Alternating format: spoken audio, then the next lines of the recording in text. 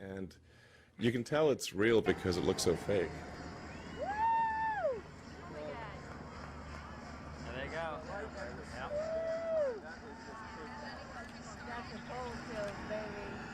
Wait for the sonic booms.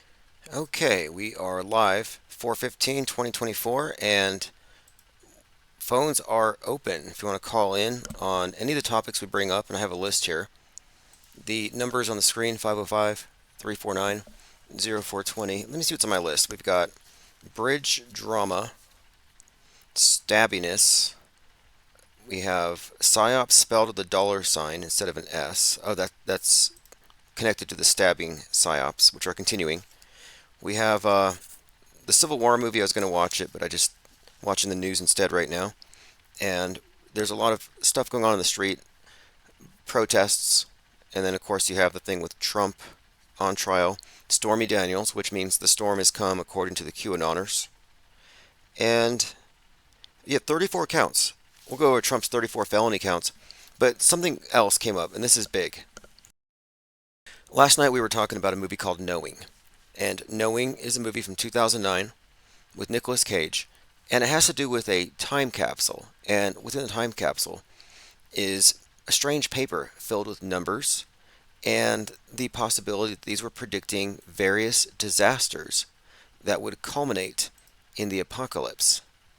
Well, in the movie, they open the time capsule, and it turns out that these predictions were aligned with the Oklahoma City bombing, 9/11, Hurricane Katrina, and many more events. So this is a movie more or less showing this idea of predictive programming, but in some mystical explanation, I'm sure. But I'm just saying this is interesting from our perspective. So we spent a good part of the day, or the live show yesterday, talking about this movie in particular. And then I got a message from Rome on YouTube who said PK was an extra in the movie Knowing. Now, you may have heard of PK's work. He was really, I think, thorough on the Boston bombing. I've spoken to him a few times. He's friends with Russian vids. Just one of these truthers. But I think it's interesting that a truther uncovering scripted news events would be an extra in a movie about the scripted nature of all these events, which, according to this script, are going to be culminating in some kind of an apocalypse, which I guess we're not there yet. And this made me think about the movie Mercury Rising, 1998 American thriller film starring Bruce Willis and Alec Baldwin. Now, this movie stars the child actor, Miko Hughes. He was the child in Pet Sematary, the dead zombie kid Gage. But now, what's interesting here is that this is a child who's targeted by government assassins because he can crack top secret government codes. Now, it's called Mercury Rising. Now, what's interesting to me about this particular movie is that this actor, and again, I was just reminded of this because of Knowing, and this is about a character who's able to know things. Well, this actor, Miko Hughes' father, died in the Twin Towers on September the 11th. It goes on to say here, from his documentary, that Miko turned to politics in that spring, and his life took an unexpected turn when his father John was killed at the World Trade Center at the September 11th attacks. So his father's killed at 9/11. He does a movie called Mercury Rising, and Mercury Rising happens to correlate with 9/11 because 8:46 a.m. Mercury was rising when 9/11 kicked off. Just a little metascript strangeness.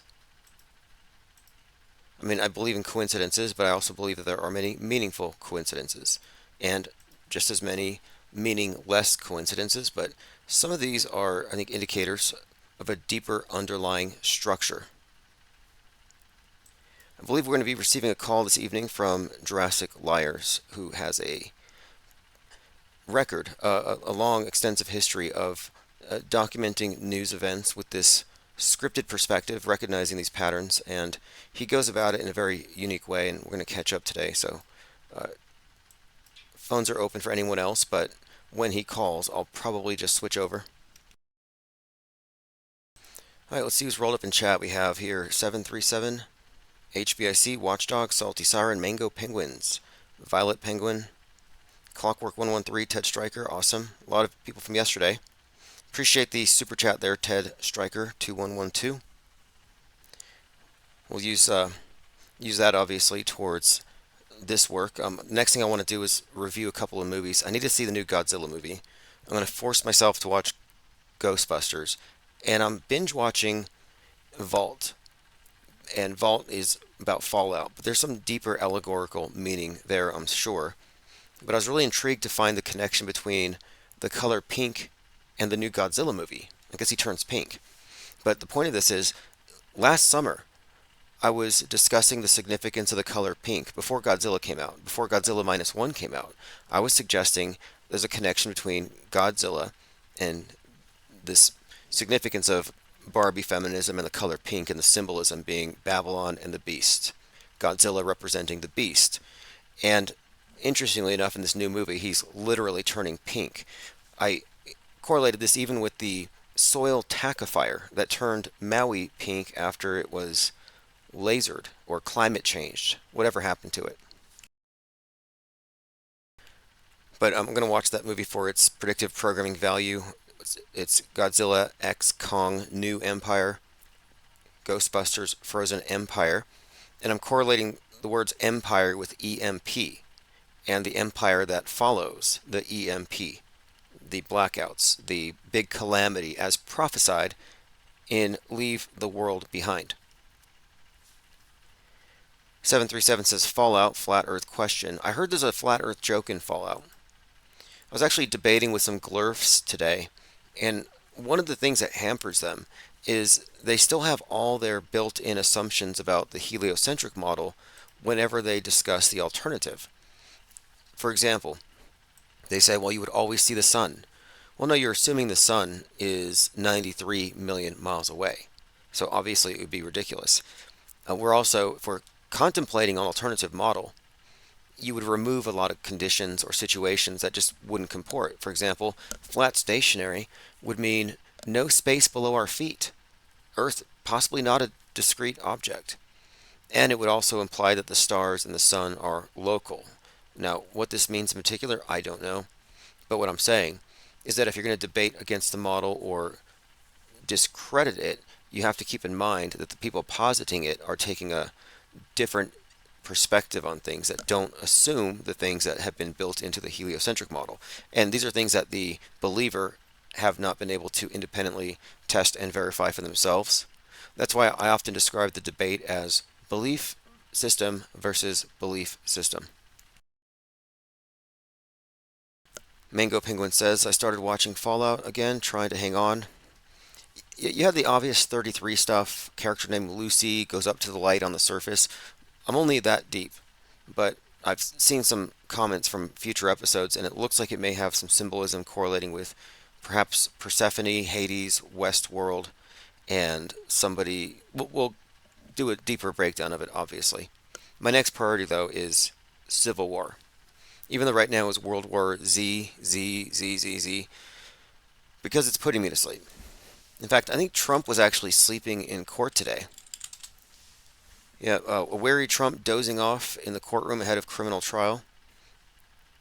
A sleep expert analyzes Trump's trial nap. Donald Trump glowers at reporter who exposed him as sleeping.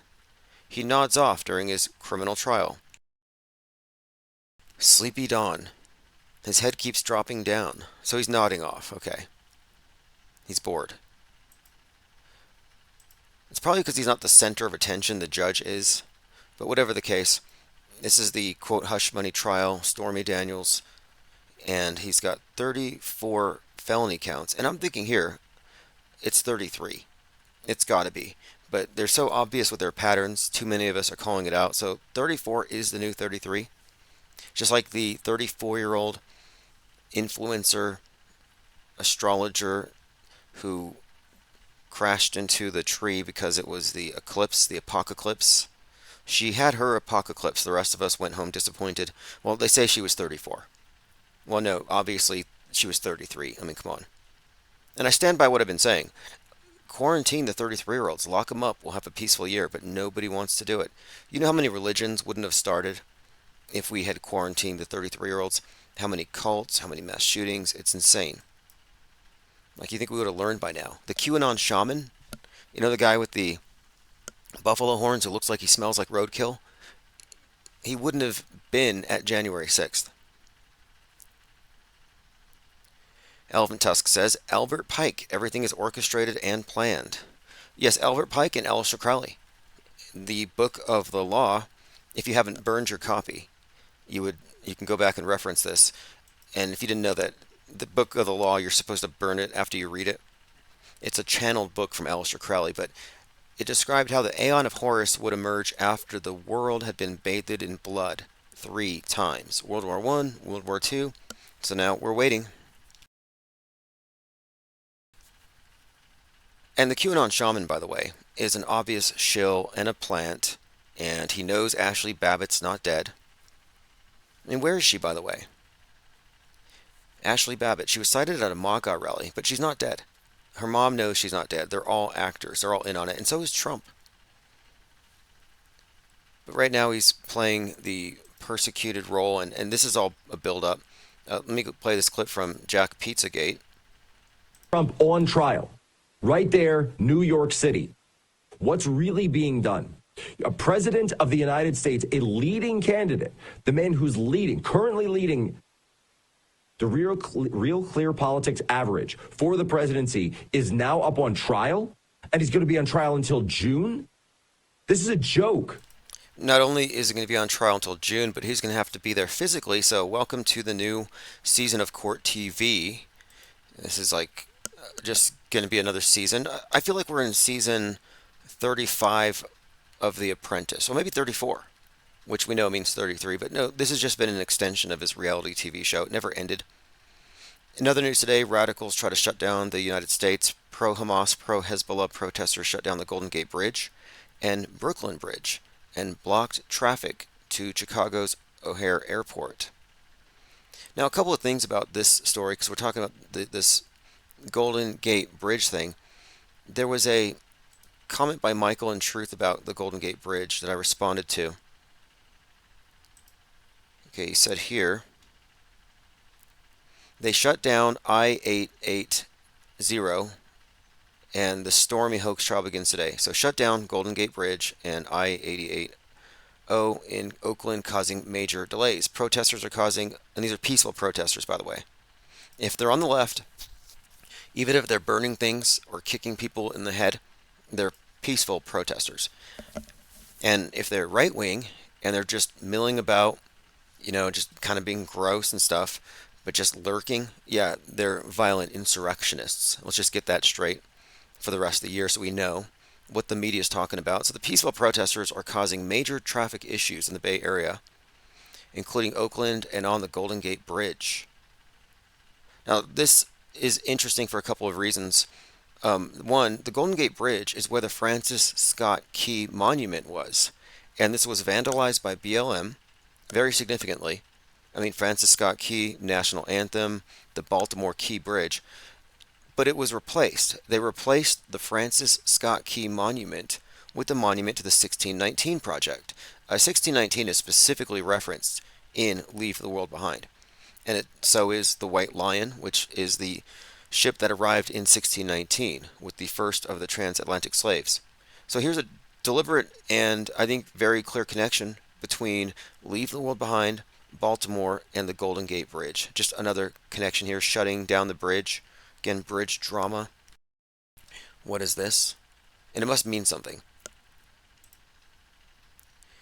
I'm going to catch on your comments. Ashley's hanging out with OJ. I think OJ lives in Megyn Kelly's basement, which is decked out to look like a prison cell. Because I do think that Nicole Simpson and OJ were in love. And yes, she's Megyn Kelly, but, I mean, in my opinion, I guess I should say, because she says no, and she said no several times. She's always protesting the idea that she's Nicole Simpson, which is very sus. Elephant Tusk says McAfee is somewhat associated with the whole Q thing. Oh yeah, there's a Netflix documentary about McAfee, and one of his ex-girlfriends says that he's alive.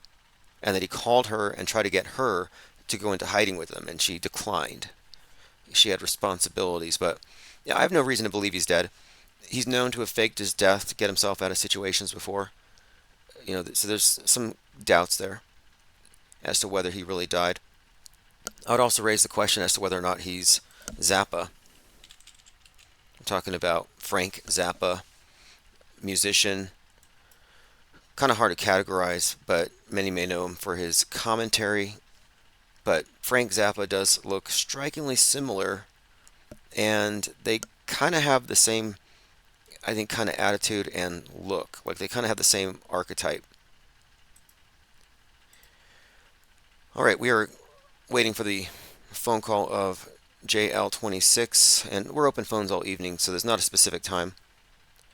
I also want to remark here on all these protesters on the bridge, this is not a safe time to be playing on bridges. Like, of all the times to get all your friends and gather on a bridge, like, this is not it. Those barges are being hacked by, I think, China, and they're being directed to knock the bridges down.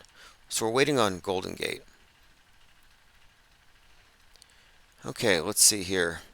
This Leave the World Behind is endlessly yielding examples of predictive programming. So anyone here who's a student of predictive programming, you need to watch Leave the World Behind and recognize that this is how they implement predictive programming as a way of setting your frame of reference for the fake news to come. This is the collective psyche. Our collective psyche has this movie as our frame of reference for the nuke, for the blackouts, for whatever happens next. We talked about the movie Knowing. Again, PK being an extra, very interesting. Okay, here we go. This is a big cha-ching. The NSW state government is providing $18 million in funding for an independent inquest into the Bondi Junction tragedy on Saturday. So $18 million. PSYOPs, spelled with a dollar sign. It's a lot of money to keep a lot of actors happy, and you wonder, why aren't there any whistleblowers? How come nobody's talking about, how fake it is from behind the scenes? Well, look at all the millions of dollars that go into these events. Jake the A-hole says, have you heard that Robin Williams is playing the role of the president of Argentina? I have. I have seen that. And yeah, there's actually a whole Reddit about it.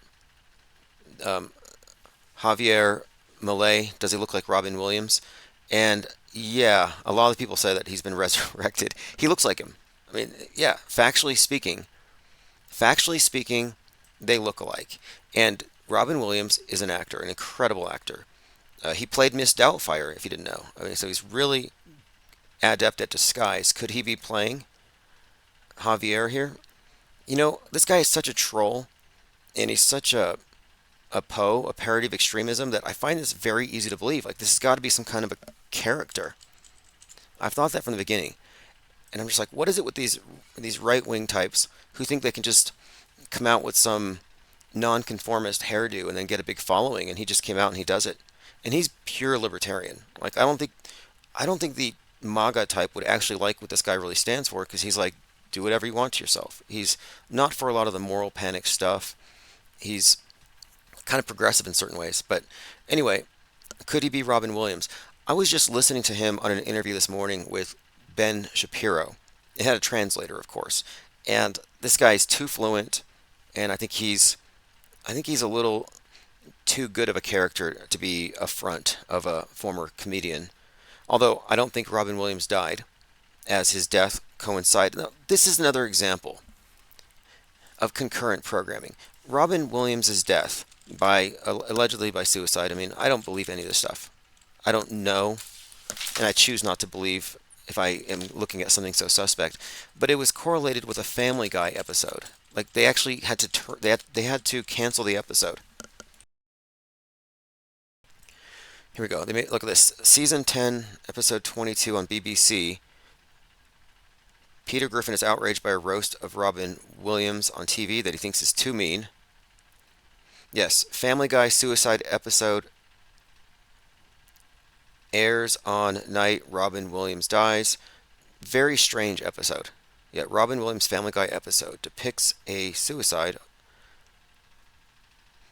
and it aired just before his death. The episode's airing occurred a few moments before news broke that the Oscar winner had died. Minutes before. Now, what are you going to call this? Coincidence? The writers were all psychic?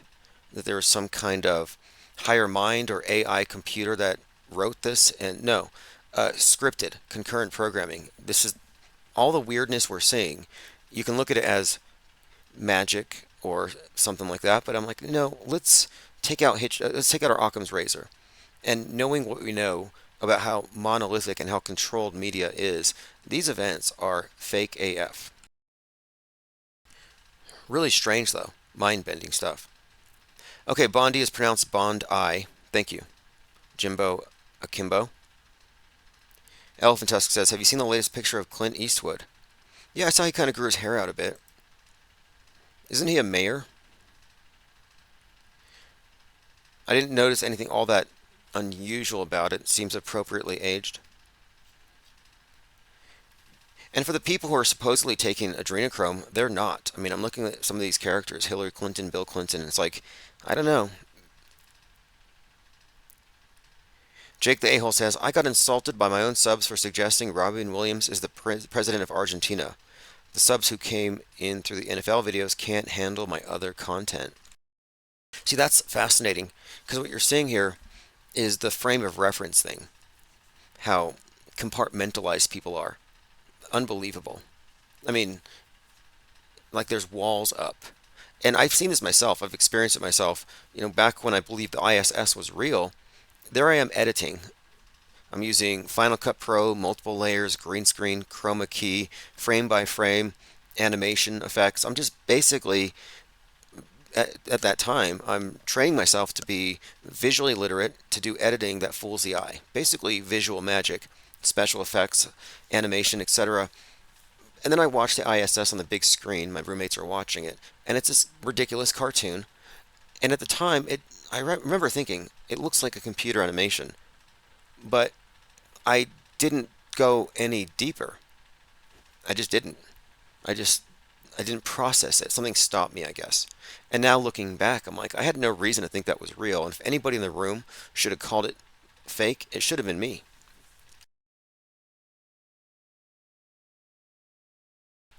Jake the A-hole says, I'm having people say stick to NFL's rigged videos, man. Needless to say, I got angered by these comments and I banned them. I'll not be told to stick to one thing. Yeah, I see that. Unbelievable. It's like they can only take so much at once. And look, they resent it. When they're in Plato's cave, they don't want to be pulled out. They're comfortable. It's like, you wake somebody up too early, turn the lights on. Of course they resent it. They're sleeping. The normies in Normieville are sleepwalkers. They're dreamers. Morpheus, God of Dreams, talks about it. They're not ready to wake up. Like, even if you might have the best of intentions when you're trying to, quote, wake them up, but you can't.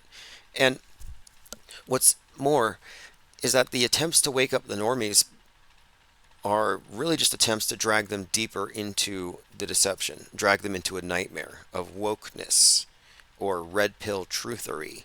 But these are not actually people who are awakening. They're just going deeper. But to see the thing in its entirety, you have to step out of their left-right boxes and just look at the thing as a whole and recognize that there's a monolithic psychological entertainment complex that goes through sports, entertainment, political theater, all of the various celebrities on the world stage, the space drama. It's all integrated into one worldview shaping unit. The screen is meant to convey the universally accepted immersive illusion, which is what they're immersing everybody in. And yeah, it's a Matrix pod. JTA goes on to say, dude, I like your NFL rigged video, but saying O.J. Simpson didn't kill anyone is too much. Fascinating. No, I think it's genuinely interesting when somebody says you've gone too far. Because we talk about the Earth's shape, and they say, well, where's the edge if you don't believe it's a ball? Because they assume if it's not a ball, it must be finite. So that you've run to the edge of their ability to conceptualize. But similarly, when it comes to the world stage, people are within a perimeter established by the mainstream, and some step out of that perimeter, and that's where you get into the fringes of, red pill and woke, but they can't really go beyond that. You can see where someone is, compartmentalize what box they're in. You can see which container they put themselves in. But yes, it's a tricky thing trying to have a rational conversation because you have to consider their frame of reference. It may not even be compatible. I mean, I toy around with these glurfs on Twitter, just throwing ideas back and forth, knowing that they assume the intellectual and moral high ground, even though we know them to be visually illiterate and deeply confused people who have no clue about this, because they have long ago ceased to distinguish between real and fake from the authority. And by authority, I mean the screen. If it comes on the screen, it's an authority over their mind. They don't process it. Yeah, this is cognitive dissonance at its best. Jake the A-hole says, imagine waking up some dumb sports fan by exposing their favorite sport as nothing but a rigged show, and they can't handle me saying O.J. Simpson's trial was fake. It's a paradigm shock. And this is why I've chosen this particular approach. We are specifically aiming our messaging toward those in Trutherville who have been absorbed partly into alt media. And if we can get them to break from alt media as they have broken from mainstream media, then we'll make some progress. Because where we're going, where we are, is you could consider it to be, I say parallel media because we're outside of it, but we're not in the mediated box, which creates the massified mind. We have exited the Truman Show.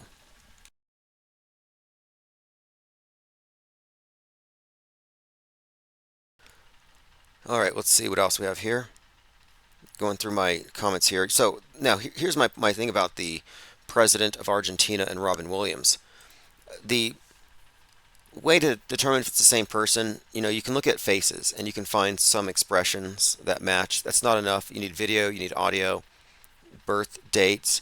But my point here is it's well within the realm of fakeability. It really is. And if you can't entertain an idea without accepting it, then what does that make you? Aristotle said it's the mark of an educated mind to entertain an idea without accepting it. And that's what we're doing here. We're weighing ideas. Some people won't even weigh them. And I think the reason why is they're trained to be afraid of ideas themselves that haven't been served from the mainstream, because they don't have the critical thinking on certain issues to process or weigh these things as to their veracity. Mind aids, no mental immune system. So they don't want to catch anything.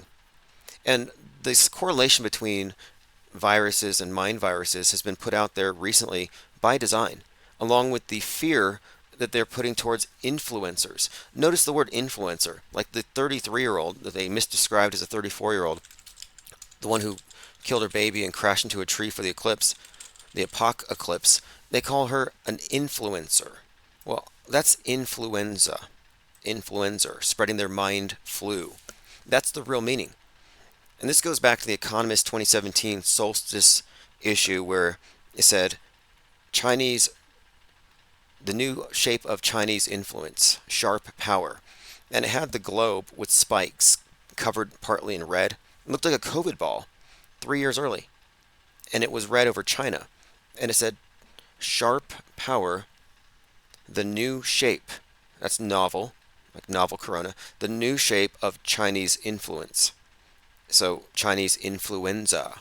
It was a foreshadowing, but mind flu is what I'm suggesting here. The idea of mind viruses people just catch, and so they have these reflexive responses to just reject anything non-mainstream. Kevin Mooring says Laura Loomer is controlled op.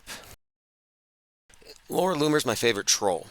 She acts like a loose cannon, and she's a provocateur. She's done some breakdown of the predictive programming in the Atlantic, Alex Soros' magazine, with the $47, the bullet hole saying it's a threat against Trump. So she's definitely a controlled op gatekeeper type. But yeah, I don't buy the idea she's a loose cannon whatsoever. But she's highly entertaining. She got hit with a flagpole today. I want to see the video. Some Hezbollah person hit her with a flagpole. Mac X says, late to the party, but going to throw out an idea. I watched iRobot recently, and could a broken bridge symbolize AI becoming sentient? Now that's interesting. Interesting concept there. I'll have to think about that.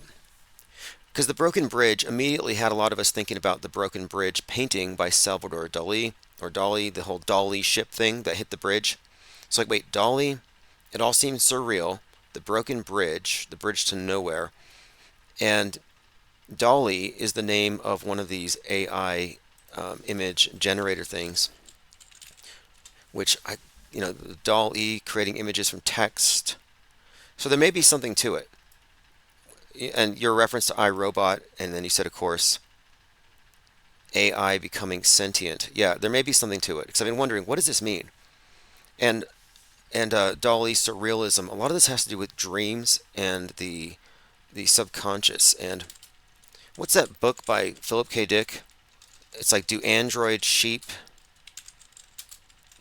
dream electric dreams or something like that? Yeah, do androids dream of electric sheep? And that's what it is. Philip K. Dick, 1968 dystopian science fiction novel. I mean, they've been broaching this subject for a long time. Hell 9000 came out the same year. Of course, Hell, H-A-L, move it forward one letter, I-B-M. Kevin Mooring says she hangs with the Clintons. That's misinformation. She was trolling the Clintons. She was undercover. Salty says her face is a purge mask jump scare. I think she's wearing a mask. Well, who's behind the mask? Who would be, like Michelle Bachmann, I thought. It's funny you say this, because I thought the same thing. I was like, who is that? She's got eyes like Michelle Bachmann, but no, I don't know.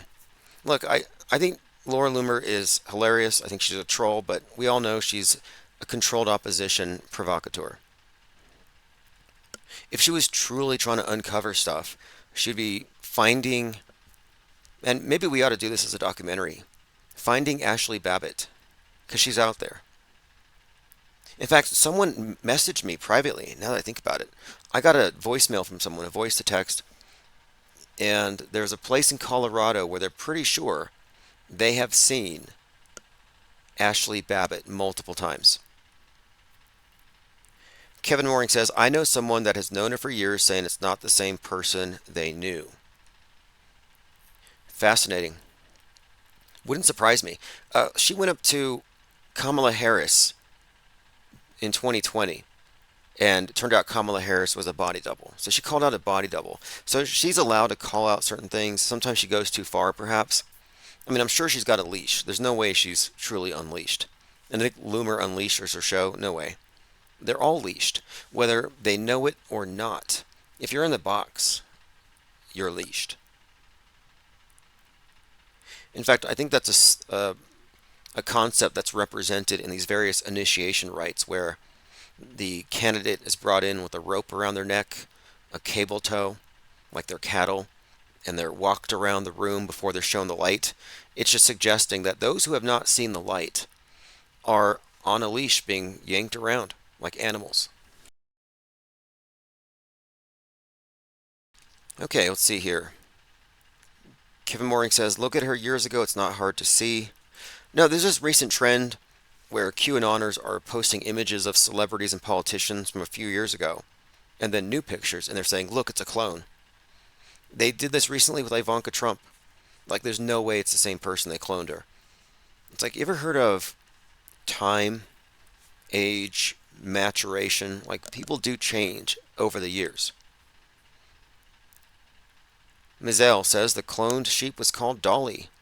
Didn't Dolly have braces? I actually have a meme I put on a shirt of Dolly the sheep with braces, and none of the Mandela people thought it was funny. In fact, the Mandela affected people don't find Mandela effect humor very funny. They take their religion very serious. Okay, let's move on. Radicals shutting down the U.S. Bridges being shut down. Here's Laura Loomer. She's at the Hamas rally in New York City. Okay, she was hit in the face with a Hezbollah flag. Still looking for video. She had a shirt that says Donald Trump did nothing wrong. I believe she had a pro-Trump rally down there. Now, I'm not going to play this video, but there's a preacher being stabbed in Sydney. Again, things are getting very stabby. This is the last one, the one where the baby got stabbed. It was like that whole psyop was obviously full of holes. Like the story was just terribly orchestrated. I didn't find it believable. This one here, again, a preacher getting stabbed. Unbelievable. This is in Australia. I'm not going to show the whole video here. It's pretty violent and brutal looking. But what is with this? All of a sudden, all these stories like mirroring each other. They come in waves, like falling plane parts, falling planes, bridges collapsing, train derailments, random angry neighbors shooting people who park in the wrong driveway or ring the wrong doorbell, go into the wrong car. And now it's the stabbings. The stabbings have been a theme. Stabbings and mentions of babies have been pretty prominent, like the influencer who threw her baby out the window on the way to hit the tree. If you want to sign up at the newsletter, I put a link there in chat, ips.monster. Oh, that's right. Salty Siren, OJ stabby than an MF. You're right about that. OJ Simpson just passes away, and that whole story was nothing but stabbiness. And we talk a lot about Megyn Kelly, but is anyone talking about how Gavin Newsom looks like Ron Goldman? You know, the one who was killed alongside. Let's take a look here. Ron Goldman hanging out with Nicole Simpson when OJ shows up. And they do look very similar, in my opinion. I would say this. Ron Goldman is to Gavin Newsom as Nicole Simpson is to Megyn Kelly. Undeniable. Not saying it's true, but the comparison has been made. Is Governor American Psycho, in fact, Ron Goldman, who was psychoed to death? Iran stabbing the dome, says Kevin Mooring. Yeah, I saw that video too. You know, World War Z, that's what I've been calling it, because it's quite boring, recycled, uninteresting. But these stabbings are in Australia, and they're just as fake as the mass shootings we have here in America. Breaking full confrontation between Australian police and Christians outside of the Bishop Mari stabbing. So the dynamic here, and this is the words of Andrew Tate. Human trafficker Andrew Tate said, quote, "Anti-Zionist preacher getting stabbed." And the stabber is saying, "Stop killing Muslim girls, they are angels." Now let's say this is real, and that the theater of Psywar is fake. Then this is an example of where the fake would provoke or instigate something in the real world by people who are entirely brainwashed. And it's analogous to religious fundamentalism. You get people believing in absurdities, they commit atrocities, Voltaire, and I think that's what we're seeing. The mainstream media has the power to turn the crazy dial up to 11, and the people who aren't all there, who overemphasize the world stage over the real world, can certainly be provoked to run into bunkers, to radicalize into different movements, to wave around ridiculous flags like JFK Jr. 2024, or go stab somebody from another cult.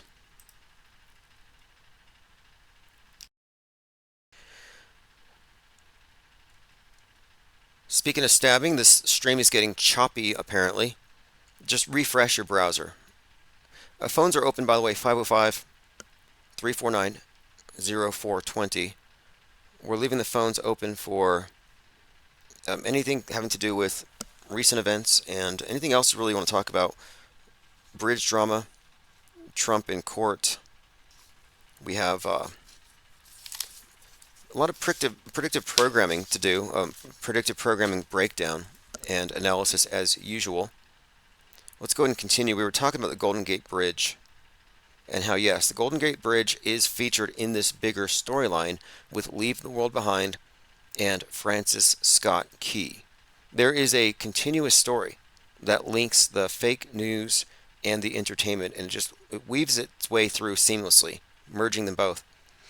Dolly hit Key Bridge with the force of 66 heavy trucks at highway speed. And what is highway speed in this context? It's probably 60 miles per hour. But I like how they come up with these creative ways of describing things like NASA. There's an asteroid the size of 22 giraffes and 5 elephants that's coming by. But it's 66 million alligators away. Like, can we just use like metric? Let's just agree with metric. Maybe you don't like miles and inches and feet, but do we have to use these really obscure units of measurement? The Baltimore Bridge didn't stand a chance. Yeah, it was wired. They pulled it. They did a WTC7. It was all rigged to fall. It wasn't like it was a false flag. Oh, they hacked the thing and it crashed into the bridge. Or it wasn't like it was a PSYOP hoax where they're like, we're going to crash this into the bridge and hopefully it collapses.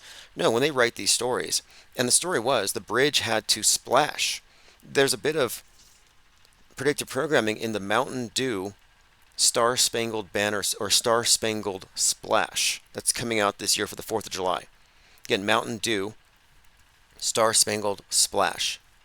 And I would point to them as an example of predictive programming because after Maui, it was all about the Maui Dew Blast, direct energy weapon blast. Yeah, they're using food and drinks and anything they possibly can to put the predictive programming messaging out there. And that's the nature of this immersive illusion. Kevin Mooring says, Key opens the lock on the gate. Yeah, there's got to be a connection here. There certainly is, but the symbol isn't here. The key, the lock, the gate. I'm very interested in the broken bridge symbol and iRobot. So I need to go back and watch iRobot. And then cranes. Cranes falling on people. Another theme. Crane in Beijing. Crane here in America. There's just 3 or 4 crane stories. And along with the crane stories is the subtext. The big crane going to fix the bridge in Baltimore happens to be one that was used to fish out some Russian nuclear submarine. So you have this nuclear submarine connection to the crane. And with the crane, you have the reference that has been kind of pieced together here with the 1,000 paper cranes, with the story of Hiroshima and the survivors of the nuclear blast making 1,000 paper cranes. So there's some fascinating stories here that are being connected, but I use the word story advisedly. You know, Francis Scott Key, National Anthem, BLM 1619 Project, kneeling on the National Anthem, Colin Kaepernick, that whole controversy, and Kaepernick hanging out with Spike Lee, this is all part of the ideology that went into that movie, Leave the World Behind, and all its predictive programming. So the 1619, the Francis Scott Key, the National Anthem, Golden Gate Bridge with the Francis Scott Key Monument replaced by a 1619 monument. Yes, this is a contiguous storyline. Salty Siren says, Ukraine. Fascinating. Because if we're talking about nukes and war and Russian nuclear submarine and then Ukraine all of a sudden, fascinating. And one more point. We talk about Dolly and surrealism. Much about surrealism has to do with the language of the subconscious and visual puns. And so when you have something like a crane and a crane, the bird and the equipment, the connection here is just that phonetically, these homonyms, maybe it's meaningless to our rational mind, but to the subconscious, these are all associations that they tap into, that they build on. G33 says, oh, is this live? Nope. Let's just be this is one of these coincidences. Like, there are coincidences, meaningless coincidences, sometimes meaningful. This would be a meaningful coincidence, a synchronicity, because you're asking, is this live? And it's not, and I happen to read this comment right at this time. This is a replay. Sorry, I don't mean to confuse. I used to intentionally throw people off because they wouldn't know when we were live, when we weren't, but no, we are live. Kevin Mooring says the Golden Gate, the Gold Gate, is a metaphor for the United States. Okay, so I heard some Hezbollah fans cheering for death to the west, and the Golden Gate Bridge is out there in the west. So I had not heard that. Okay, symbol of American ingenuity and resolve. Well, the symbolism here with, let's say, the boat hitting the bridge and the boat called Dali, I think it even recalled a bit of the Titanic. And interestingly, the day before the Baltimore Bridge fell, the door from the Titanic movie, like the door prop, auctioned for $700,000. So I remember looking at this thinking, hey, look, there's some Titanic in the news, and Leonardo DiCaprio, which associates with Don't Look Up. And again, same themes. The world as the Titanic, the comet as the iceberg, the movie The Titanic, a metaphor for the West. So they brought up the metaphor for the West, the Titanic, just before the barge hits the boat. I'm like, okay, that's fascinating.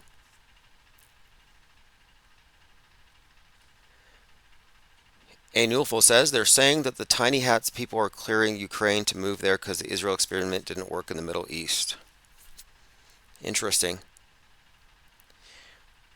Well, I was looking at the Palestine, Ohio train derailment and subsequent toxic airborne event as predictive programming for some kind of nuke out there in, well, Palestine.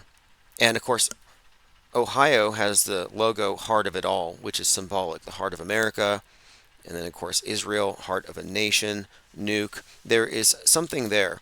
And then you have that, and it was just a recent thing where it was a U.S. congressman suggesting, it was Tim Walberg, he suggested that we just nuke Gaza.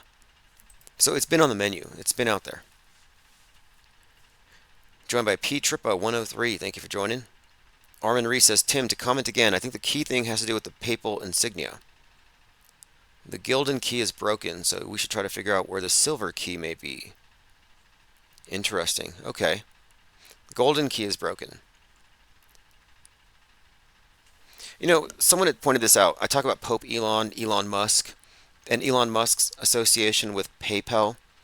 And wasn't PayPal originally going to be called X or something? Let me look that up really quick. No, he had the X Bank thing. But anyway, someone had suggested that his association with PayPal, and of course, remember, Elon Musk, the Pope of Mars in Werner von Braun's Mars, A Technical Tale, building a Mars colony modeled off of Rome. So we've called him Pope Elon. I've correlated him with Pope Constantine. Well, someone said, look at the word PayPal, and then papal. It's like, interesting. Probably not a coincidence. Not at all. Today is the anniversary of the Lincoln assassination and the Titanic sinking, Tim. Ooh, interesting. And then Trump's in court, falling asleep, and the Golden Gate Bridge is being shut down by Hezbollah.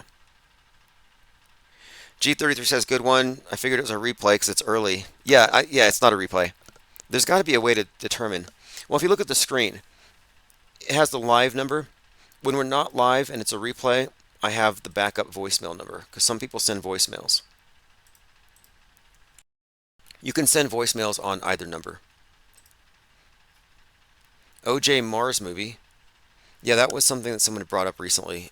Capricorn 1, which I still haven't seen.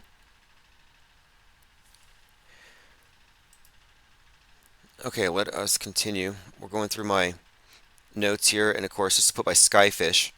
Here they go with their goofy comparisons, slipping in the same old numbers. 66 heavyweight trucks hit the bridge. Why 66? I think there might be some connection between Francis Scott Key, the national anthem. I'll have to dig into this in my notes. Because I have found some stuff in here having to do with the symbolism of the founding, the 4th of July, and something about 66 days before. I don't want to do my research on the fly, but I was looking into some literature about the occult significance of Washington, D.C., and how many of these political holidays are really just built on top of pagan holidays, like May Day. May Day is coming up, major communist holiday, but that's also Beltane. It's the high point on the pagan calendar.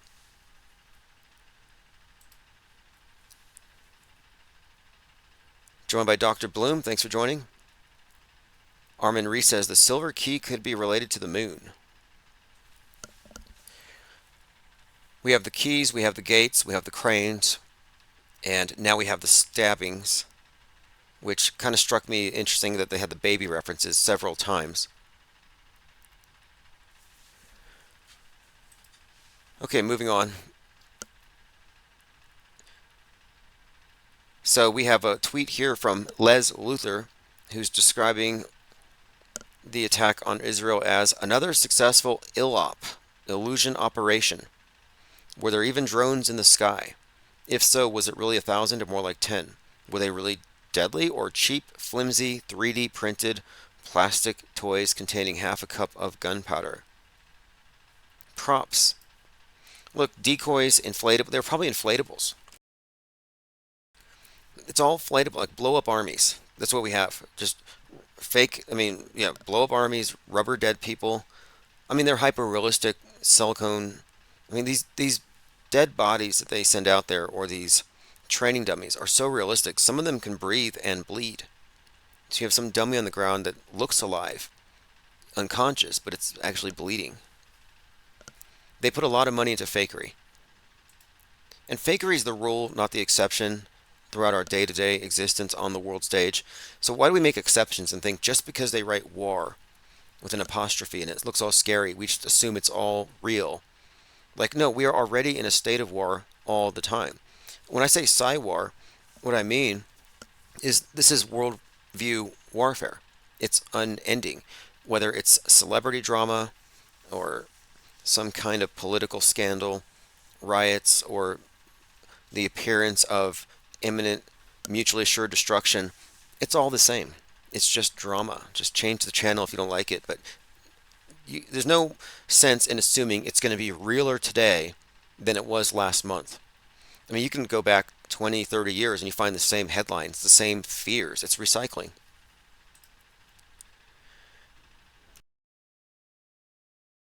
Nicotrama says Tim Osmond and Les Luthor are the only content creators that matter. Well, to me, we're the only two. Well, not the only two. There's actually a group of us who are taking the off-world stage perspective and taking skepticism to this level, which is where it needs to be. The skepticism needs to begin before you accept the premise established by the mainstream. The trick here, and this is how they trick everybody, is alt media accepts the premise and then adds on to it, or take the anti-stance. That's why I say we have to be anti-anti. I'm not trying to build bridge. In fact, speaking of broken bridges, I am deliberately burning the bridge between Trutherville and the off-world stage. If you want to get to the off-world stage, you got to get on the raft. Like you really have to dispense with a lot of the truth or orthodoxies that are based on lies. And it's not that we're trying to be exclusive here, but we have to have a litmus test with really high standards in order to foment this culture of disbelief, non-believers, and to implement the level of skepticism that we are exercising here, but scaling it up. And we don't want to scale it up half-assed. We don't want to scale it up where half the people are still using gematria calculators and assuming the next event is going to be real, or people believing until, in other words, we need to get away from the influencers who keep people in the realm of belief itself. Ted Stryker 2112 says May Day was the Russian New Year. May Day is the first day on the, well, I think it's the Church of Satan begins their calendar on that day, the Age of Satan or something. But yeah, it's Beltane. They celebrate the eve of May the 1st.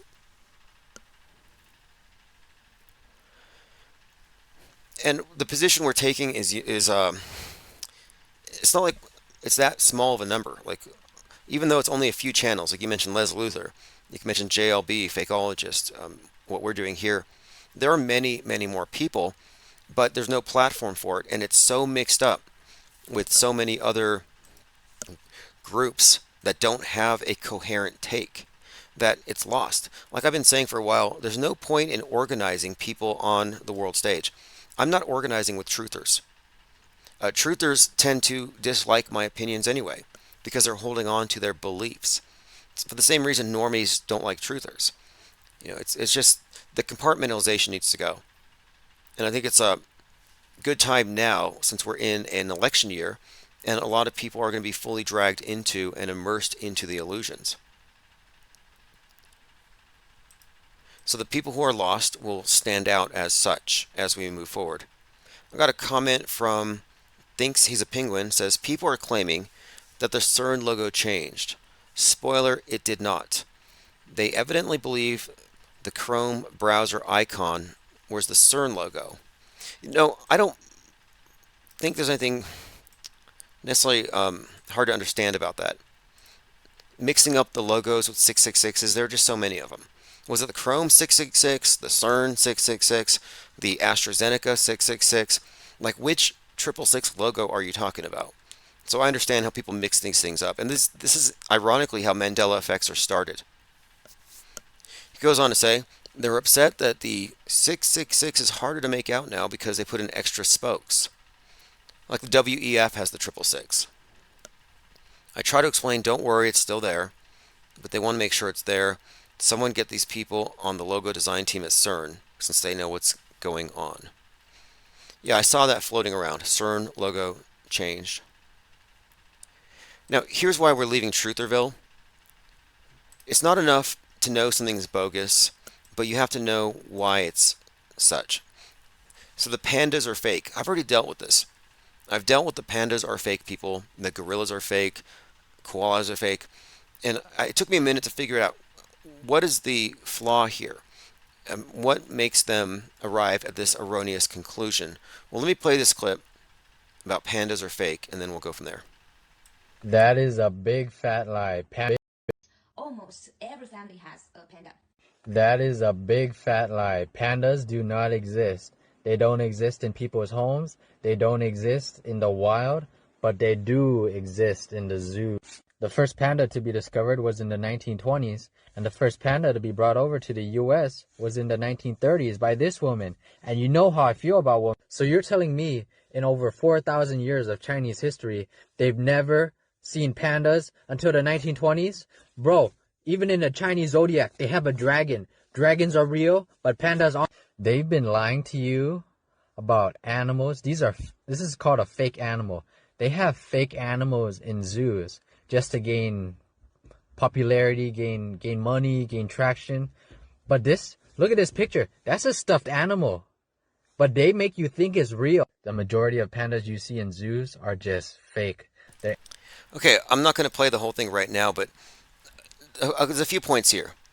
He's making an argument based on personal incredulity and an argument from ignorance. And this is the same thing that the chemdoozled fall for.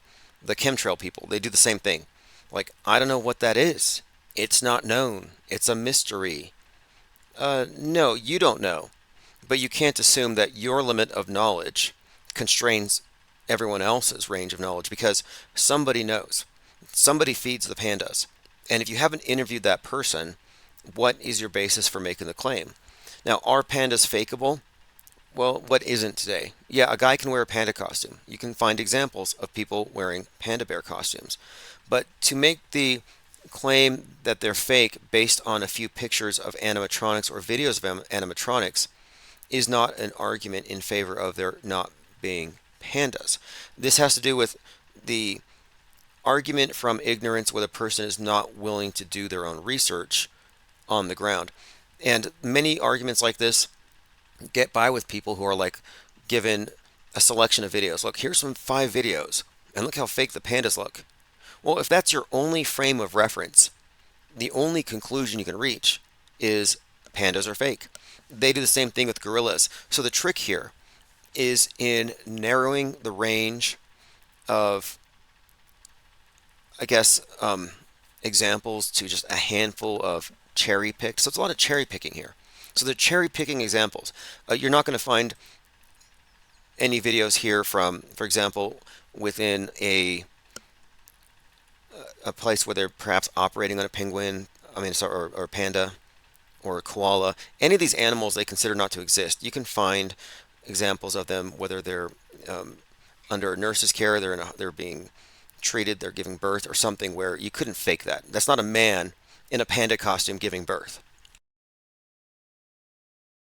But this is a fascinating study, though, on how people can be led to believe anything if they're only given a limited selection of things to believe in. And I would imagine if we did a study of Mandela affected and non-Mandela affected people, you have 100 of each, and you ask them to judge based on this video whether pandas are fake, I'd be willing to bet that the Mandela affected people would all fall for this. Because it's the same kind of trick.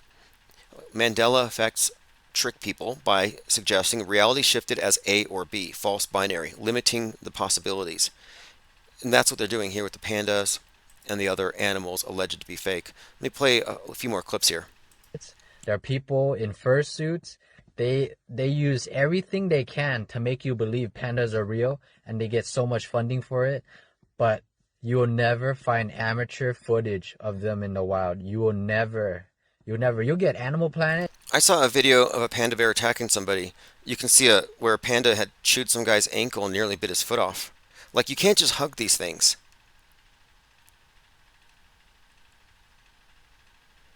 Let's see, someone says, isn't that the same argument you make for Starlink? Well, I say Starlink is fake. Yes, I do. But the difference here is there's evidence for pandas, whereas there's hearsay and say for the existence of Starlink. The function of Starlink is being performed by Loon X, Satelloons. Jake the A-hole says, never has been one brave guy to attempt to prove these animals aren't real. Yeah, I've been saying for some time, if you think gorillas are fake, go give one a hug.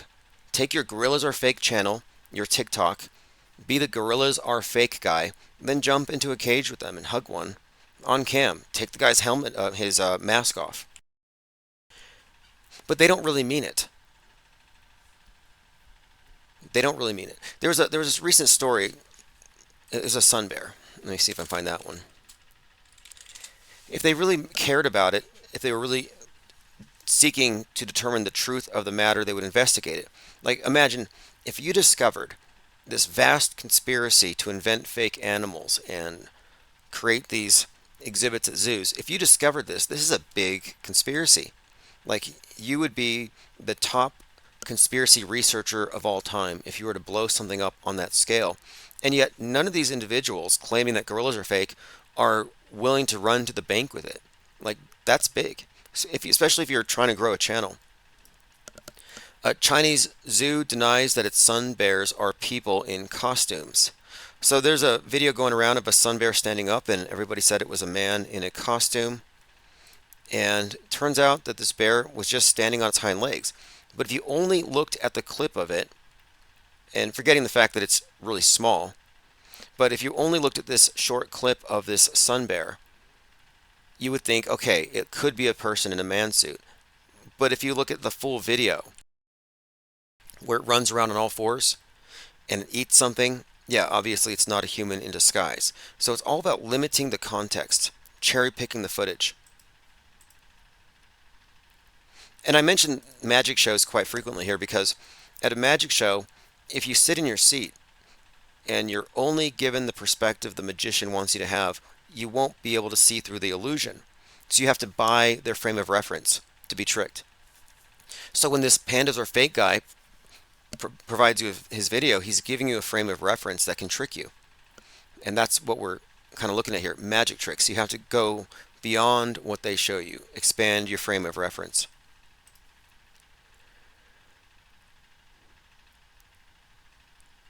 Jake the A-hole says, I would need to have seen some video of a guy being caught wearing a panda suit or spotting a zipper.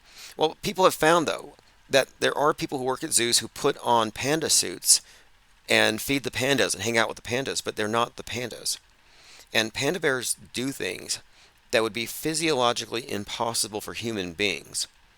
Or if it is possible, then I hope they're paying those actors very well, because they're acrobats. Kevin Mooring says there are goofballs that say penguins are fake too. Yeah, chimpanzees are fake, penguins are fake, koalas are fake, duck-billed platypuses are fake. Oh, another one, zebras. Yeah, zebras are just painted donkeys. And I remember thinking about this because there's like a whole herd of like zebras at the zoo, and it's like, well, during the lockdowns, are they going to lose their stripes and revert to their donkey colors, their donkey fur? They can just grow out the painted stripes. Jake the A-hole says, Tim, we have a plethora of evidence that NASA faked the moon landings, but no solid evidence for gorillas being fake. That seems strange. Well, one thing too, the birds are a fake conspiracy theory is a fake conspiracy theory planted there by Parkland High School students. So the Parkland High School acting troupe that did the Parkland shooting production, some of those actors were so mad that people were calling them out as actors that they tried to discredit them by saying birds are fake. And they created this fake conspiracy movement that the news media followed around and gave a lot of attention to. And it's meant to discredit people that call things fake. So when I see people calling birds fake or gorillas fake or pandas fake, they're either victims of the sea of mis, dis, and malinformation, the loss of total objectivity, nihilism, and possibly even a active measure meant to dilute the pool of people who are able to ascertain the truth. It's either that or they're malicious actors spreading propaganda, and they may not even know why. But for the most part, I think people are fooled. But the birds are a fake thing, this whole conspiracy theory got a lot of attention, and it was meant to suggest that we're calling things fake with no reason. And that's not the case at all. And that's the reason why I published Autohoaxology 101, because I'm defining our terms so we cannot be misrepresented so easily. I bring up things like fakeability, the concept of fakeability, how fakeable things are.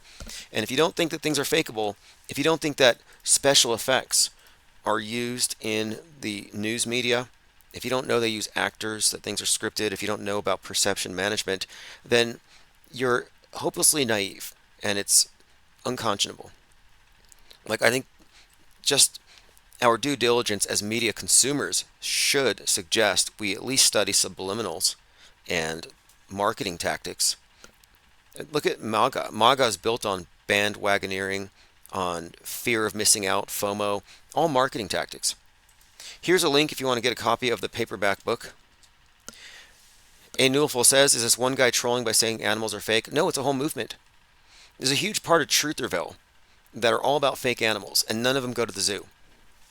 In fact, I went to the zoo and recorded some gorillas just to show them that they're making arguments from laziness. And I would accuse chemtrail believers of being as lazy, because it would be so easy to go to the airport and say, hey, I'm doing a report for a project. Can you inform me about the higher atmosphere and what happens with hot jet exhaust and what explains the persistence of these clouds, etc. No one's doing any research. A lot of these people make claims, but they don't back it up. Suzette Ann says, Hans Wormhat is a YouTuber that says a lot of animals are fake. He goes by another name now on YouTube. Yeah, Hans Wormhat was one of the original transvestigators. And then he got into all animals are fake, where he was convinced that chimpanzees were just a bunch of perverted people putting on monkey costumes and doing things in front of families at the zoos. I followed his channel for a little while, and then he started transvestigating like everybody talking about flat earth. He made fun of one of our friends' ankles. I mean, he got really kind of bad. Just everybody was suddenly the opposite, even his parents. So apparently he transvestigated his parents. He was on a live stream talking about how his dad shaves his legs, and he's pretty sure his dad's his mom and his mom's his dad. Next thing you know, he goes into some kind of 30-day hold in a padded room. You know, they put him in a mental facility, and he comes out and he drops a lot of that stuff and he leans more biblical, but he came back. So that's Hans Wormhat. Kind of anonymous, nobody knows who he is, but for years he has been promulgating the ideas that these animals are all fake, part of some broader satanic deception or something. But that's what happens when you don't leave your basement, when you don't leave your home, when you are so immersed in the world stage, which, like I've been saying, the world stage is subjective. You can believe anything and coexist. Think about it. In the real world, in the meatverse, if you act like your beliefs trump reality, you can walk off a cliff. You can get yourself killed very easily in a number of ways. You could just die in the next 10 minutes walking out your front door. There's consequences for having ideas that are incompatible with reality. Denying reality hurts. However, the world stage isn't reality, and you can immerse yourself in its unreality with no consequences. You can make friends on the basis of, oh, we're all wrong about the same stuff and we're doubling down on it. We're going to form a cult about being wrong and refusing to recognize how memory works. And we're going to take all of our misremembrances and we're going to claim that we are the truly awakened ones. And voila, the Mandela Effect community, 50 million strong and growing. Jake the A-hole says, the guy sounds as crazy as Aaron Haywood. Yeah, Aaron Haywood, Hans Wormhat, they're in a special category. Suzette Ann says, Hans Wormhat also says there are hardly any real men in the world, meaning XY chromosomes. He says most of the so-called men are Freemartins. Right, well, it's unchecked. Like, okay, reality checks exist, but on the world stage, there aren't any. In the surreality of the world stage, there are no reality checks. That's why I thought the name of the boat that hit the Baltimore Bridge, Dali, was so perfect. It's like how appropriate to describe the surreality of the scene. And, you know, funnily enough, in Baltimore, there was an incident that happened a few days before the Baltimore Bridge collapse, and this was pointed out by Synchro Morpheus. And it was a car in Baltimore that hit a building, and the building fell. And, I mean, state investigators released shocking footage of crash into building. Let me go ahead and bring this up just for context. So I'm looking at this, and the reason why Synchro Morpheus brought it out is that one of the witnesses described the scene as surreal. So what you're looking at here looks like a surrealistic painting, and it's a car hitting a building and the building falls, and so the building's kind of like distorted and leaning over. What started as a police chase ended in utter disaster. Watch as an entire building comes crumbling down, burying 2 cars beneath thousands of bricks. Now the crash and collapse killed an innocent man simply in the wrong place at the wrong time. Hello everybody, Now someone there had described it as surreal. That's what stood out to Synchro Morpheus. So we're looking at this surreal scene in Baltimore, and the next day Dolly hits the bridge in a scene that was not real, but presented as such. But the final shot of it, when you look at the wide view, it looks like a painting, and it just doesn't look realistic. And they say this about every event. You know, it felt like a movie. It seemed like a scene from a movie. It doesn't seem real. It was unreal. Like the guy whose house was hit by space junk last month, he's like, it was unreal. Okay, so what does that mean? That it wasn't real? Or that it was real, and was so real, it felt unreal? Like when Elon Musk says, it must be real because it was so fake. Suzette Ann says, to be fair, Han does get some things right. Well, look, I had this blog post I made a few weeks ago about this. I said about broken clock truthers, that they say broken clocks are right twice a day, and no, they're actually not. It's just a figure of speech. They're actually never right. A broken clock is a broken clock. And Hans Wormhat is a broken clock. And many truthers are broken clocks. And what I mean is that even though what they say may align, may be accurate at that time, at that moment, their frame of reference is wrong. So everything they're saying is coming from a perspective that is built upon an edifice of wrongness. Like you can be the most honest person in the world, but the second you start reading from the teleprompter, if you're working in news media, you're now a liar. And I would say the same for truthers, that even though they may be right about something here or something there, if their frame of reference is still in the box, if they haven't stepped outside of the world stage model itself, then at best you can describe them as broken clocks. And my argument was that broken clocks are useless. So is he right about anything? Yeah, I don't know. I'd say he's more wrong than right, but it's useful to have these strange viewpoints just to understand how do you arrive at this. Because the manner in which we arrive at wrong ideas is very consistent across the board for all kinds of things. Here's the article, Broken Clock Truthers. Now I'll put a link in the chat. If you subscribe to timosman.blog or you're on any of my member sites, you'll have access to that article. Jake the A-hole says, I don't know how people who are that crazy and delusional are able to work a camera and upload a video to YouTube. Yeah, that's another interesting point. I've kind of thought the same thing, where there are people who would be considered,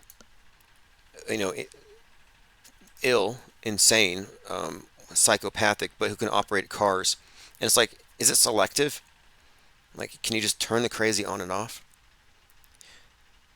Okay, so here is the article, Broken Clock Truthers. They aren't right if their clockwork is wrong. And that's what I'm saying, their clockwork is wrong.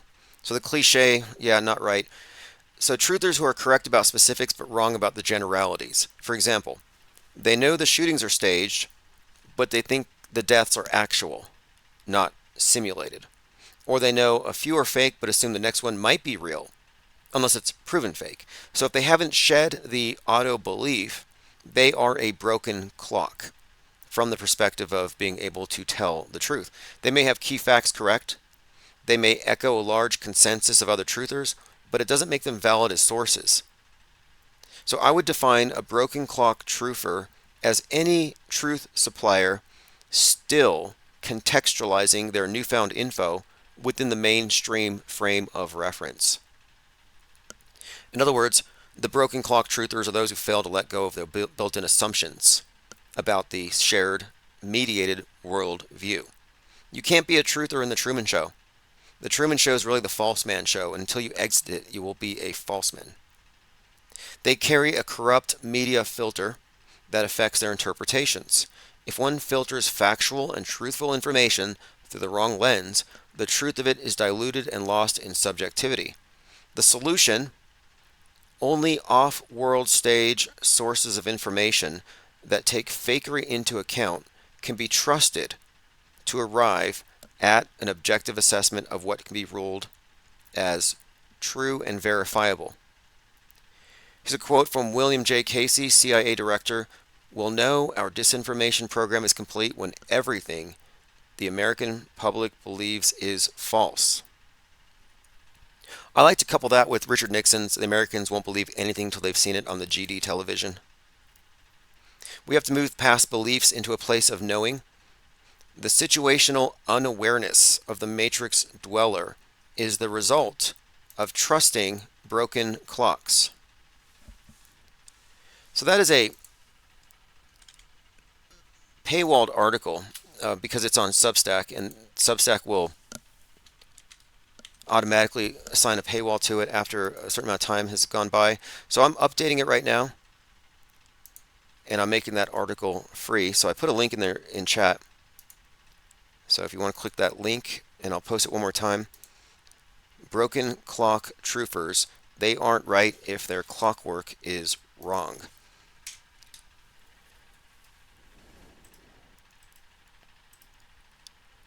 Diana South says, I remember seeing that car crashing into the building demolition months ago on LiveLeak. When did that allegedly happen? Let me take a look.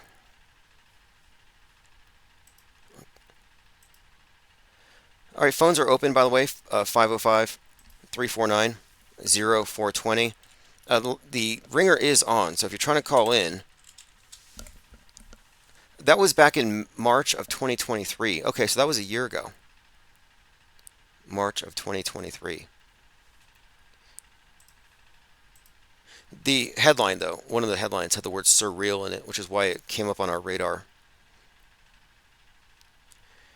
Dinah South says, wasn't William Casey mysteriously found at the bottom of a lake? Let's see, the former CIA director died at 74 after a congressional committee opened their public hearing into the Iran-Contra. Probably.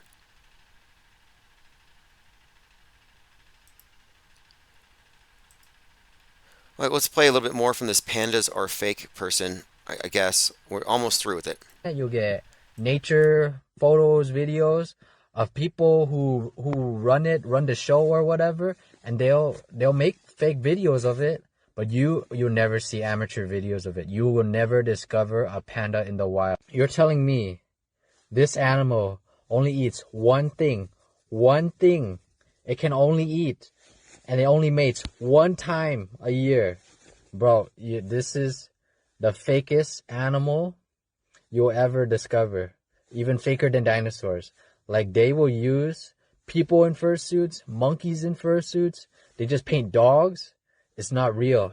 They paint dogs. Okay, interesting. If you know anything about the Shilluminati or their symbolism and what panda eyes mean, like, you start to understand. Okay, now he's getting into some dark territory. So panda eyes is a big thing among QAnoners, and they believe that when someone has their adrenochrome extracted in a satanic ritual, they get panda eyes, these black spots under their eyes.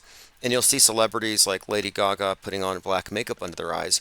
And this is supposedly a reference to panda eyes. Again, the animal that he's alleging don't exist. The Tane Investor says, I consider myself quite open and aware of most modern conspiracies in the world, but I'm taken aback by my lack of thought into the subject. Panda's got some explaining to do. Charlie says, it was not on my 2024 bingo card.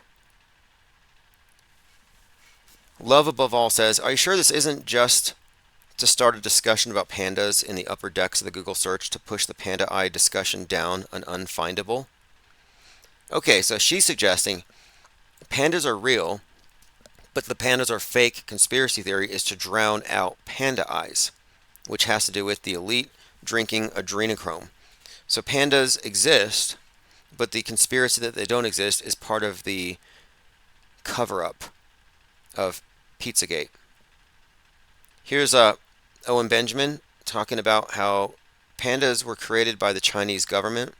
And I think at some point he even says that it's all about money and that pandas are actually Jews in panda costumes. That's Owen Benjamin. That's his humor. Real. When you look, why do these pandas look like they're posing for a boy band album cover? See, this is how you just start. And guys, I've been doing panda jokes for a long time. Whenever I think that something is fake, I hate it, and I don't know why. Do you guys want to get into it? All right, so let's watch a few. Should we find that stand-up? I used to talk about like how the panda wouldn't fuck to save themselves, where it's like, yeah. So this is not a new story. This has been floated around, and yes, fake pandas is my new favorite conspiracy theory, says Ingy Trader. Now there are plenty of videos of pandas that you can look at, but if you only look at the ones that the pandas are fake people show you, you might be led to think that pandas are fake. That's not to say they aren't fakeable. Pandas are fakeable, but they aren't fakeable at scale. So one other thing, gorillas are fakeable, pandas are fakeable, birds are fakeable, people are fakeable. But when it comes to fakeable at scale, well, what kind of infrastructure do you need to run a panda exhibit? How many costumed performers? How many specialists in the know? And so there's a question of, could you do it at more than one zoo at once? Could this be a global thing? And the answer with that is highly unlikely. Highly unlikely. Unless zoos are all part of an international conspiracy themselves, which is a whole other thing, which would almost be a necessity. To carry off a scam of this scale, it would have to be like institutional fakery within the zoos themselves. Okay, let's see here. Kung Fu Panda cartoon pandas are fakes, says Diana South. Right. Okay, let's see here. Yeah, Owen Benjamin is a comedian who's been pushed off of YouTube, and most people that I know him because he hosted a Flat Earth conference, and then he was savaged by the Daily Beast, and they said he was a Nazi, and now Flat Earthers are Nazis. Just that's kind of how I came across his work. But he has a huge group of haters. Like, I call them anti-fans. And I know what anti-fans might as well just be fans, because the anti-fans are more obsessed than fans are. And there's a ton of them on Reddit. It's unbelievable. They analyze every word, every facial expression. They're hate watching. I'm like, well, what are they so mad about? But I've had my share of hate watchers, and it's just a phenomenon. I tend to not invest time and energy into content creators that I'm not interested in, just because time is scarce. We exist in this, they call it the attention economy. They're competing for every second of our attention. So I'm very careful about where I give my focus. But these conspiracy theories about fake animals have been categorically debunked. I don't have to debunk koalas. I don't have to debunk duck-billed platypuses. I don't have to debunk the notion that toucans are parrots with plastic beaks glued on them. And I've heard all these. Jake the A-hole says, Owen Benjamin went on to InfoWars and talked about butt plugs most of the time, just stating facts, not hating. That's what I said. It's his comedy. He's got his shtick. Butt stuff, Jews, and what's the other one? All right, phones are open, 505-349-0420. Open topics. We were trying to get a call in from JL26, and I don't know if he tried to call in or not. We're not muted, so I'm not sure what the issue is, but we will be. I'm following his channel. I'm catching up. I actually like his work quite a bit. Whether or not you agree with his conclusions, there's a reasoning there worth examining. I mean, there's a cohesion. Like, the way I look at it is, we're looking at the work of the newsbenders, writing the news in advance. Our history is prefabricated, and you can pick up on narrative threads, and you just follow these threads, and you can kind of start to see the architecture of this thing. All right, let's see what else. Now, what is it with comedians and conspiracy theories? I pointed this out before. From Bill Hicks, Alex Jones, Joe Rogan, Eddie Bravo, Owen Benjamin, Dave Chappelle. Like, there's a whole slew of comedians who somehow become platforms for far fringe guardrail conspiracies all at once. Like, all in the same day, they all get the message, the memo. Hey, start talking about how 5G is causing this. Or, this week, let's talk about how pandas are fake. And it's just kind of like, they all say the same things at once. And I noticed that maybe it's because comedians would make the perfect gatekeepers, because they can float ideas out there that are beyond mainstream, and they can serve as limited hangouts and also steer the responses. This is where it's at. It says, Satan's Little Season is being pushed by YouTube. Someone messaged me about that the other day, so I looked into it. Satan's Little Season, Revelations 27. The idea that I think we've already passed it.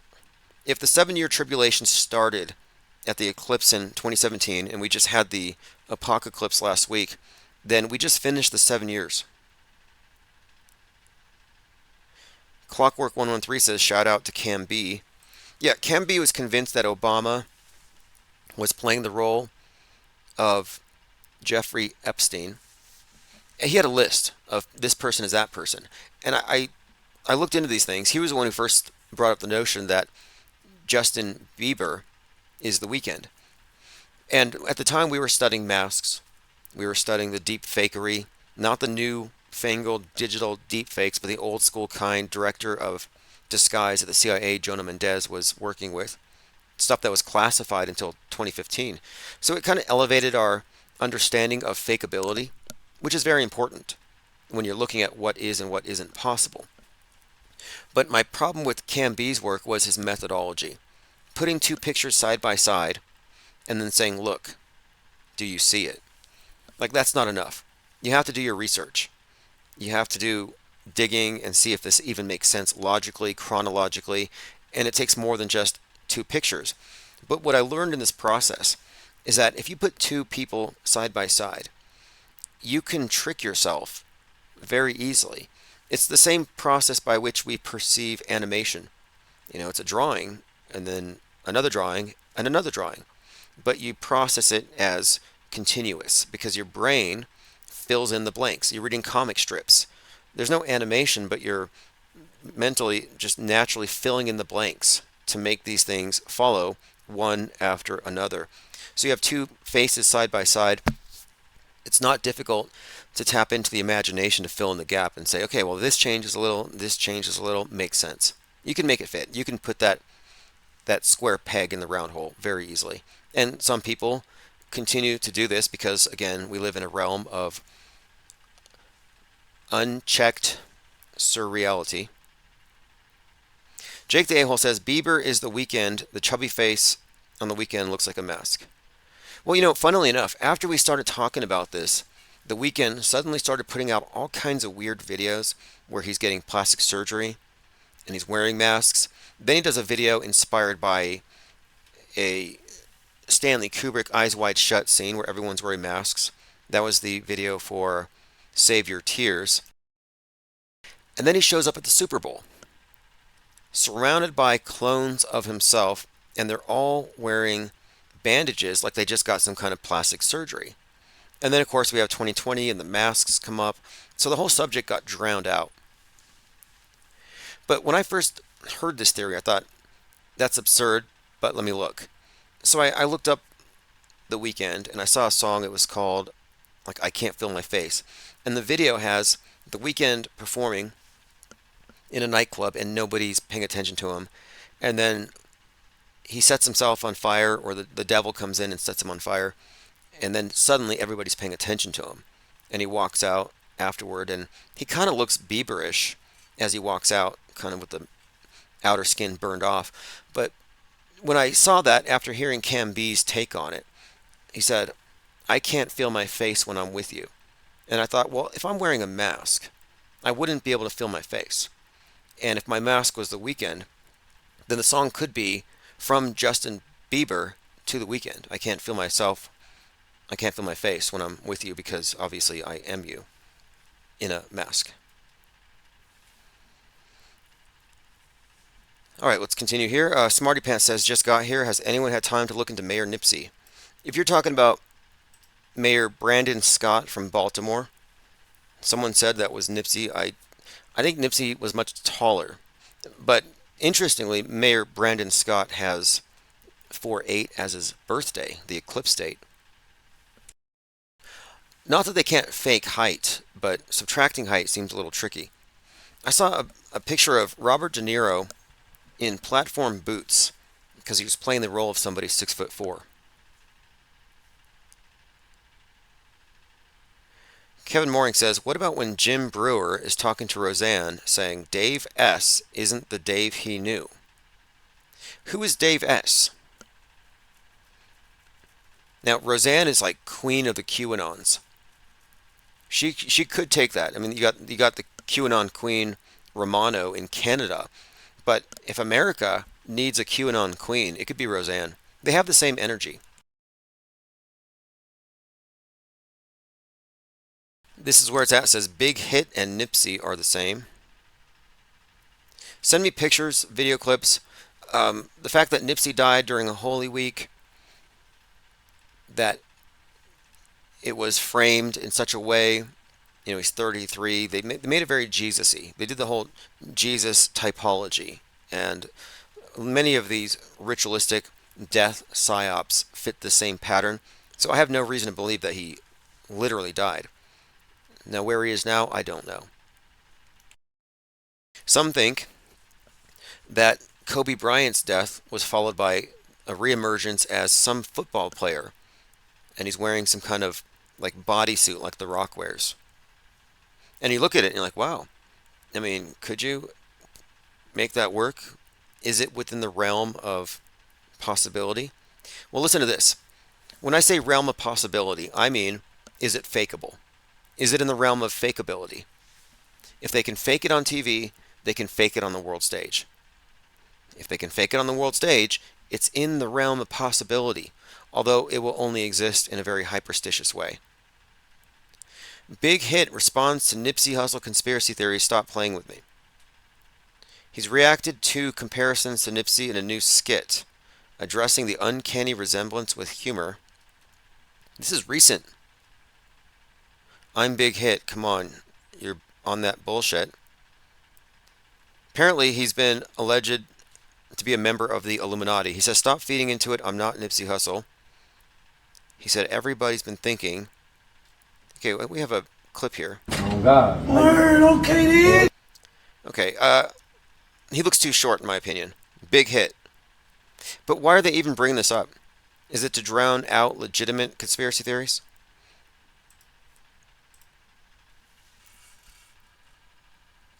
Kevin Moran says they gave out toy helicopters at his last game in LA. Right. Well, the Kobe Bryant thing was actually preceded by predictive programming. There's a commercial with Kanye West at the time, and it involves an exploding helicopter. He's in Legends of Chamberlain Heights, and he explodes in a helicopter. And many times, death fakers are called legends. It's some kind of code word, legends.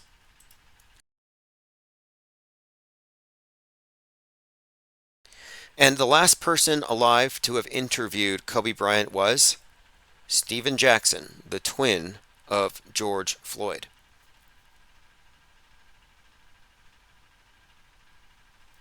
Okay, let's move on. World War ZZZ is going on. Does anybody here care? Is anybody here triggered by any of the recent media events? If you're still triggerable, then you're still MK Ultra programmed. They have programmed the masses with this thing called MK Ultra. They can show you a meme, they can use a word, show a face, and a certain segment of the population will lose it. They'll go into some alternate personality, what they call an alter. Trump derangement syndrome. Yeah, that's MK Ultra. You show the orange man face, and their mind responds with programming, orange man bad, and they get into their fight or flight mode. And so what we have with these news events are nothing but triggers, but they only work if you're triggerable. You're only triggerable if you're programmed.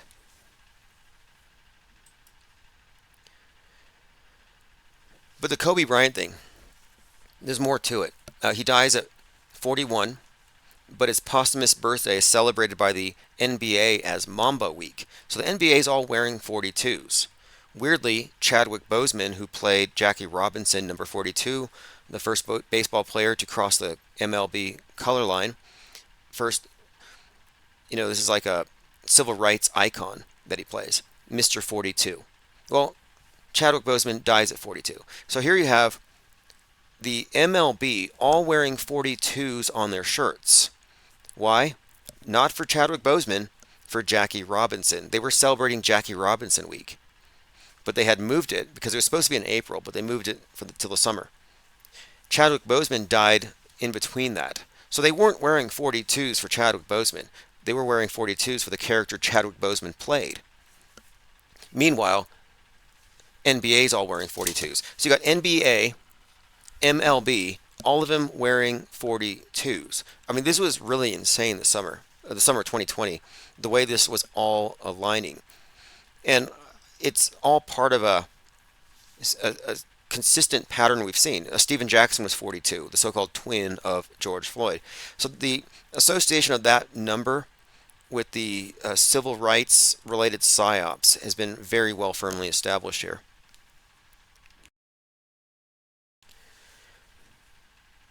And there's much, much more in this story with the Kobe Bryant, the helicopter, Corona Del Mar, his association with the I can't breathe meme.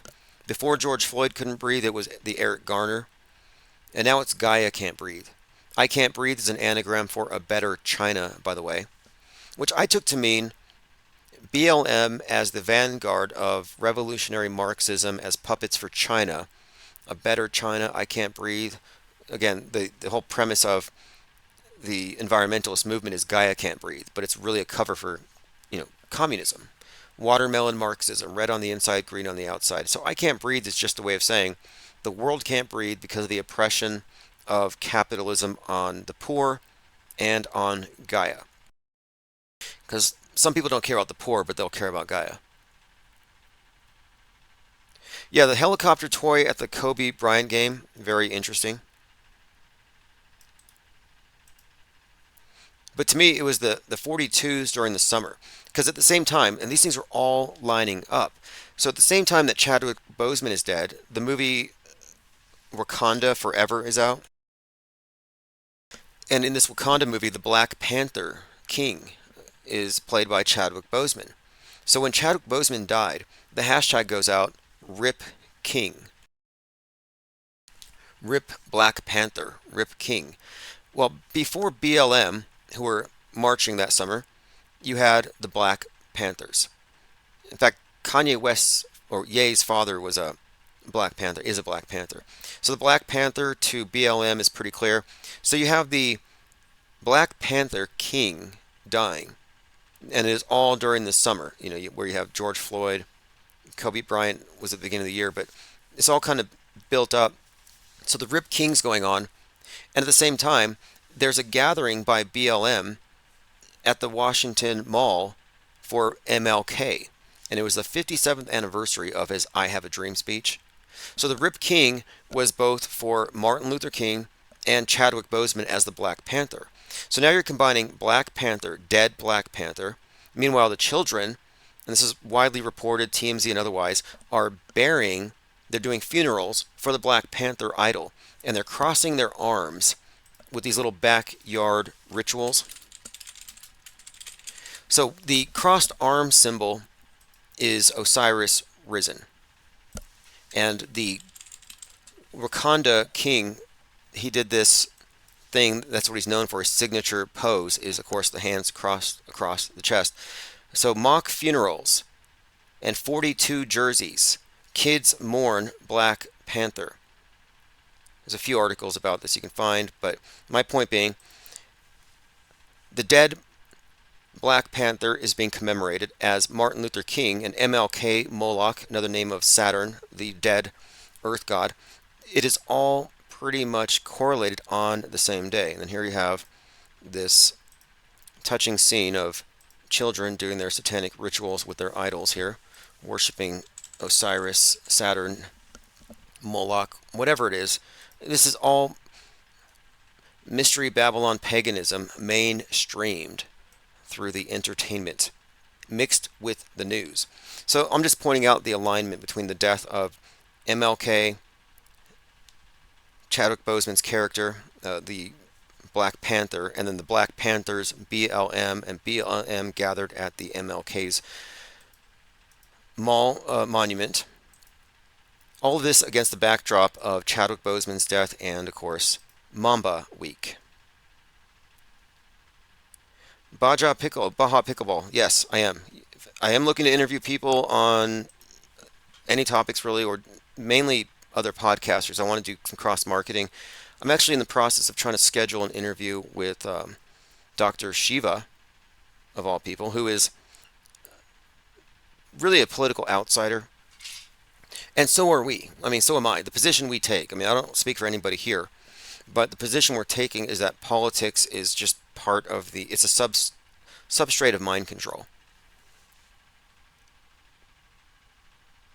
But he's definitely a political outsider, and so I want to talk to him about this notion of the compartmentalization of the collective psyche into the false left-right, which is a way of narrowing choices. Like, the only reason why you would arrive at the conclusion that pandas are fake is your options were very narrow.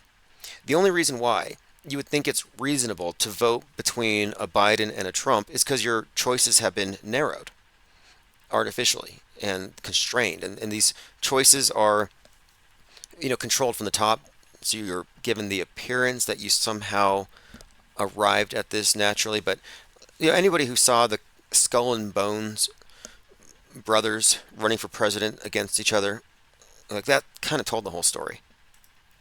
Which Skull and Bonesman are you going to vote for? Which compromised Satanist is going to be your leader this year? Okay, so it looks like my ringer's not working. I am, in fact, able to get calls, but for some reason I'm not getting any kind of answers. How do I address this? I don't want to call out and surprise somebody. So what I'm going to do here is, you know what it is? I'm probably low on Skype credit.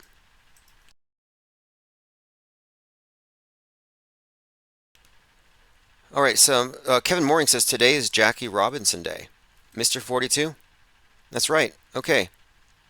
Jackie Robinson Day. See, it's in April, but they celebrated it after the person who played him died. Baltimore Orioles warmed up Monday at Camden Yards wearing Breaking Barriers shirts as they prepared to play the Minnesota Twins. April 15th is Jackie Robinson Day. Breaking Barriers, Twins. 77th anniversary. Some interesting stuff here. 7-7. You know, Flight 77 hit that 77-foot tall building called the Pentagon. Breaking Barriers sounds interesting. This date is associated with the death of Abraham Lincoln and the sinking of the Titanic.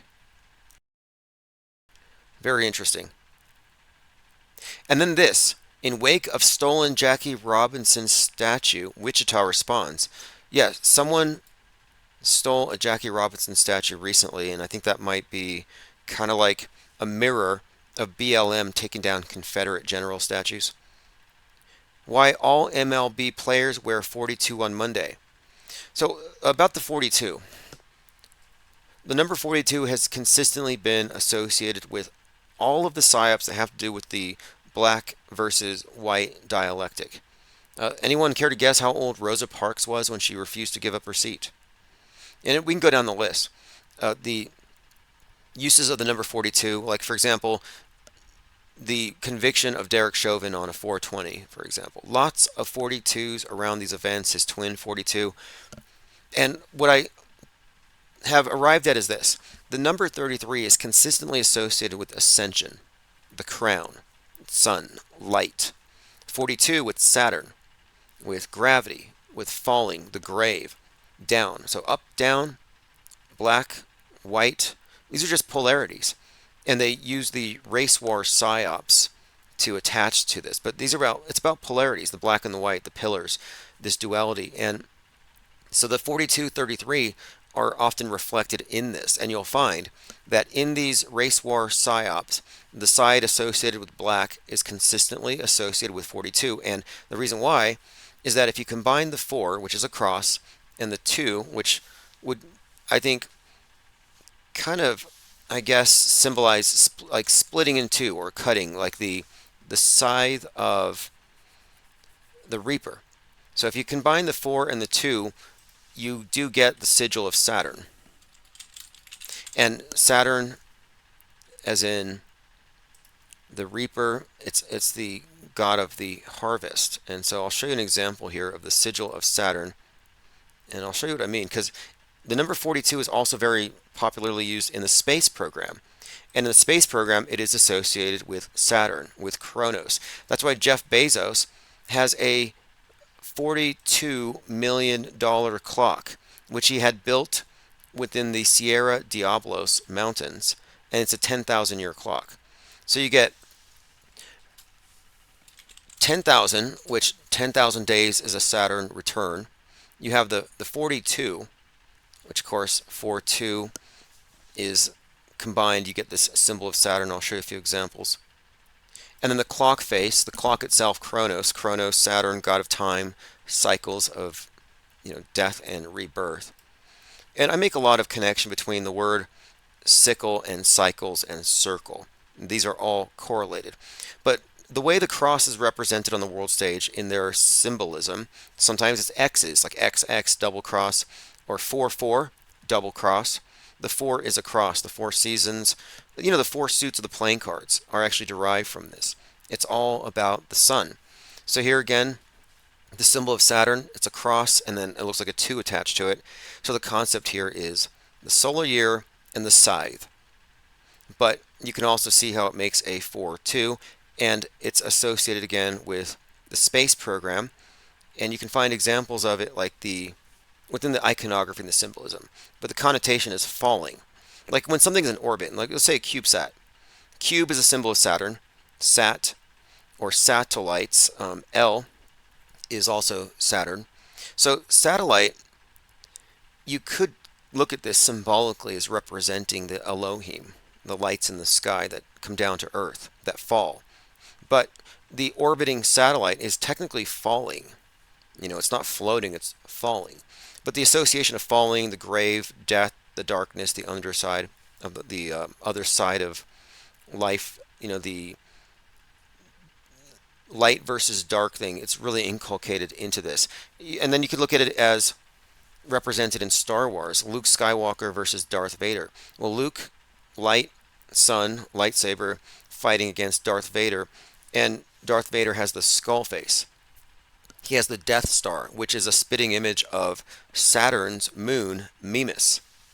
But Saturn rules the night as the sun rules the day, and they have this big fight, and of course Saturn, or Darth Vader, Dark Father, cuts off Luke's sword hand, just like Set, the Prince of Darkness, severs Osiris's phallus, and then they put the obelisk on his grave because they can't find it. Well, this lightsaber symbolizes the same thing. And after Luke has his sword hand chopped off, he hangs in Cloud City on a cross. So he hangs on a cross, and then they reattach his hand. So he has his sword hand put back on, and you can find the image, Luke hanging on a cross. They start the second movie, was it where he's in an ice cave, and he has to use the Force to get his sword, and he's hanging upside down. But this hanging man symbolism is what I'm pointing out. And here he is literally hanging on a cross with his severed sword hand. So this is Osiris, defeated by the Lord of Night, or the ruler of night, Darth Vader. But anyway, light versus dark, Saturn, sun, black, white. It's just deep programming. And so the 4-2 associated with these psyops is again correlated with this general theme of divide and conquer. Elephant Tusk says, I was listening to a woman speak about how they use the reincarnation system to trap advanced ones in human bodies. They punish the most advanced by having them reincarnate as those with Down syndrome. Interesting. Now, that's fascinating. Reincarnation is an interesting topic. I'd have to ask, though, do we reincarnate in the same gene pool? Do we reincarnate intra-racially? Or do you just go to wherever there's an available slot? Like, oh, sorry, you're stuck with the roaches, but you're going to be born into a privileged family, and you're going to get shafted over here, some third world country. Like, how is it divided? Because people will say, you deserve to be punished for what your ancestors did to my ancestors. And I'm like, how do I know that your ancestors aren't my ancestors because I switched somewhere down the line? So, I'm sorry, but reincarnation makes a lot of sense to me. But collective guilt does not, because I don't know the rules. I'd like to think, yeah, is the number on the screen correct? I'm certain that it is. Let me double check it. Am I Mendoozled? Am I Mandela affected? 349-0420. I do, in fact, have the right number on the screen. For some reason, maybe it's gremlins, no one's able to get through. We have 77 people listening on the main YouTube channel, and as many on all the other channels combined, I'm sure. If you didn't know, you can get the archives sent to you at ips.monster, infiniteplainsociety.com. If you join any of the sites, you'll get previews on all ebooks, publications. You will also get archives and live stream notifications sent to you pretty much daily. Elephant Tusk says we are reincarnated through Saturn when we should be reincarnated through Earth, hence the moon apparatus. Well, when I think of recycling, like I talk about how the god of recycling is, well, rather the god of the earth has been rebranded as the green movement, and that recycling is actually earth worship, Gaia worship. And if you look at the green recycling symbol, it gives you the symbol of Saturn. You got 3 nails, like you'd need 3 nails to hang a dying and resurrecting sun god. But then you also have the triangle up, and then in the negative space, a downward triangle. So the recycling symbol is a 6-pointed star on that green cube recycling bin. So it is about recycling, the recycling of souls. And although Saturn is associated with black and the realm of death, black, the grave, black, new life is green, and he's the god of death and rebirth. So you will often find the green man symbolism, Osiris, god of, green god, vegetate. It's kind of connected there. But as far as this notion of recycling, it seems to me that there is something to it within their symbolism, that there's something about the repetition, the cycle, and of course this notion of possibly even a trap. The notion that perhaps we are here, and that we are incarnated, light into matter, and if we lose sight of that, we might in fact be recycled, and we may not reascend. We may lose sight, perhaps complete, you could say maybe even being cut off, severed from the spiritual. I'm not quite sure how it works, but that's kind of what it seems like to me. There's something very demiurgic about it all. Okay, let's see here. I'm going through your comments. Now, speaking of reincarnation, this term has been, or this concept has been brought back in science fiction and in many of the movies. The idea of your consciousness being uploaded into a chip and you're put into a new body. Not a new theme in science fiction. But the idea of reincarnation makes sense in some ways, given their symbolism. But I would have to think that those who are behind this are perhaps able to maintain a continuity. Maybe they don't have an amnesic block between each subsequent incarnation. I've come across some interesting stuff in the magical philosophies of Peter Carroll's Chaos Magic books, where he describes this idea of serial reincarnation and of maintaining a continuity of awareness life to life. Very interesting ideas. Elvin Tusk says, have you watched the OA, Tim? Very loaded show. Let's see here. No, I have not. OA successfully jumps dimensions but finds herself at the center of a mystery she cannot solve. I may check it out. It's on Netflix. I need to catch up on Fallout. One reason I'm very interested in Fallout, of course, is because it follows, and it's Jonathan Nolan's film, but it follows Christopher Nolan's Oppenheimer. So Oppenheimer, Nuke, Fallout. We're not going to have another 2020. They're not going to recycle the pandemic. They're bringing us the fallout. Lots of Saturn symbolism in the OA. And syncretism is an important concept, like Saturn, Moloch being associated with Osiris, being associated with the god of the earth, the recycling. These things are all correlated through this syncretism, where identical or similar symbols are overlapped. And that's where I'm pointing out things like the significance of the number 42 in these events. It's very layered, their symbolism, but it's very consistent. And that's why I brought up Rosa Parks, like it goes back, Mr. 42. They're very clever. And they should be. I mean, we're looking at mass marketing techniques being used in propaganda, and with apparently there's no limitation on what they can do with subliminals. Like, I don't think there's any real, I mean, think about it. We're supposed to have some kind of regulation or controls about subliminal advertising, some kind of ethics, but no, there's nothing like that. There's no consideration for ethical behavior in media because they're using perception management, psychological operations to program the public with agitprop propaganda to make them susceptible to future psyops. Like, this is a world of mind control. Everything is under control.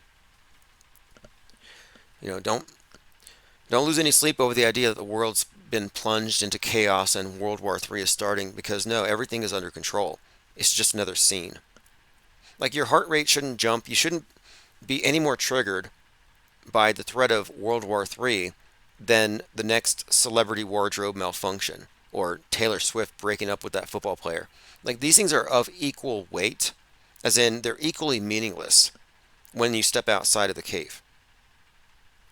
And I was referring to that statement by Aristotle about It's the mark of an educated mind to entertain a thought without accepting it. And there are many times where I entertain the idea that what is being reported on the news is real. Like, I am not a reality denialist. I'm just trying to understand it from their frame of reference. But every time I do a deep dive, every time I look, it's the same thing. Okay, Pete Trippa tried calling, said, not sure if this has been mentioned. This is the month when the Titanic submarine sank last year. Also, the Boston bombing colors are being utilized nationwide. Oh, interesting. Boston bombing. Because in Baltimore, they mentioned barrier breaking. The BB really stood out for some reason here. But as far as the Titanic submarine, the Titan, it actually, no, it was on the summer solstice. And the significance is the summer solstice is when we enter into Cancer, the crab. And the symbol looks like a 6-9. And the Titan went down on the summer solstice, where the sun, and solstice means sun sits still. It sits still for 3 days. So for 3 days, we're wondering what happened to the Titan. It's like the world's waiting on this. What happened to it? We're waiting for a couple days, and then we find out they died. But the submersion of the Titan has a great deal of significance to this theme of Cancer the crab, the Titan being, submersible, but symbolically like a crab. And Cancer is where the Kraken comes from. These are all related themes. But the Titan was going down to the Titanic. And of course, the Titanic has been a very significant prop in this. It symbolizes the West. It symbolizes the West sinking. And so the Titan exploding, the Titan submersible, had some other correlations as well. Hunt for Red October was one of them. But the main theme here, I think, with the Titan submersible, it kind of echoed the explosion of the Challenger in a way. But it was, of course, underwater. It was an implosion. But I concluded that it must have been directed by James Cameron. I think the submersible Titan, his name was really significant, as is Cameron's, which is called the Deep Sea Challenger. By the way, pop quiz. How many times did James Cameron dive down to the Titanic in his Deep Sea Challenger submersible? Anyone? And then follow-up question. How much is James Cameron's mansion worth? And now these are all symbolic numbers. These are all very much tied to the PSYOP entertainment complex. Diana South says 33. Yes, James Cameron visited the Titanic wreckage 33 times. He made the movie The Titanic before 9/11. On 9/11, he was at the scene of the Titanic. Now, the reason why this is significant is that the movie The Titanic contains predictive programming for 9/11. And then the follow-up question was his mansion. Titanic director James Cameron is selling his $33 million mansion. Not bad, a 100-acre California ranch. James Cameron, Terminator, Avatar, Major League Metascriptor, but of course the Titanic. He's at the scene of the Titanic in the Challenger. So think about the symbolism here. Deep Sea Challenger, scene of the Titanic at the bottom of the ocean, in the abyss. He's filming a documentary called Ghosts in the Abyss. So you have a connection here. Abyss, also correlating it with his movie The Abyss. But Ghosts in the Abyss on 9/11 at the scene of the Titanic. And so this has been connected with Revelation 9/11 about the angel of the bottomless pit, Abaddon. So 9/11, the pit, the destroyer, the Deep Sea Challenger. There's been quite a lot here because the correlation is that the Twin Towers, like the Titanic, represent the sinking of the West. And I think this is a story that's being told over subsequent generations, that we're witnessing the fall of the Tower of Babel, man's hubris, too big to fail, some kind of a reckoning. And this is all symbolized in the White Lion ship hitting the shore and leave the world behind. But this reckoning has been a long time coming. Look, we're talking about symbols and 4 being across. T2. All right, T2, Terminator. The Terminator is another symbol of Saturn. The Terminator is going after who? John Connor, JC, the Savior. So the Savior, JC, being targeted by the Terminator for Judgment Day. But T2, the logo itself, the T is a cross. And so here you have the T2 is another 42. And another reference to, of course, Saturn. Quite a lot there. James Cameron's work, huge body of work, but it's another example of someone I would call a meta-scripter. He's not randomly coming up with these things. They're drawing from an established and ancient body of symbols and archetypes.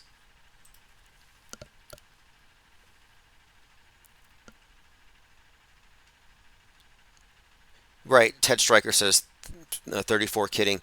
Yeah, if they put out the story today, it'd be James Cameron is selling his $34 million mansion. He's made 34 dives. I'm surprised they haven't Ministry of Truthed or Mandela affected these headlines to reflect the changes.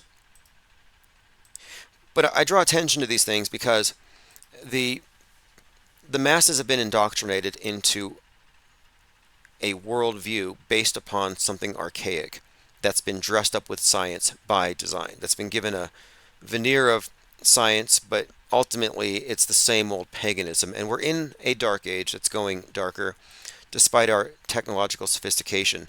And it has to do with our epistemological inversion. We're on the wrong side of the screen. We are in a fundamentalist end times doomsday cult. We were born into it. Everybody's programmed until they're deprogrammed. And there's no deprogramming going on out there. It has to be done at the level of the individual. So we are more or less, we let ourselves out of the cave. Like, oh, we've had enough. We're going to get up and walk around. And none of the cave dwellers really want to follow us out. We try to say, hey, look at this. And they're so distracted by, of course, the shadows on the wall. They resent the attempts of people to wake them up. That's been our experience. And apparently that's not a new thing. It's always been this way.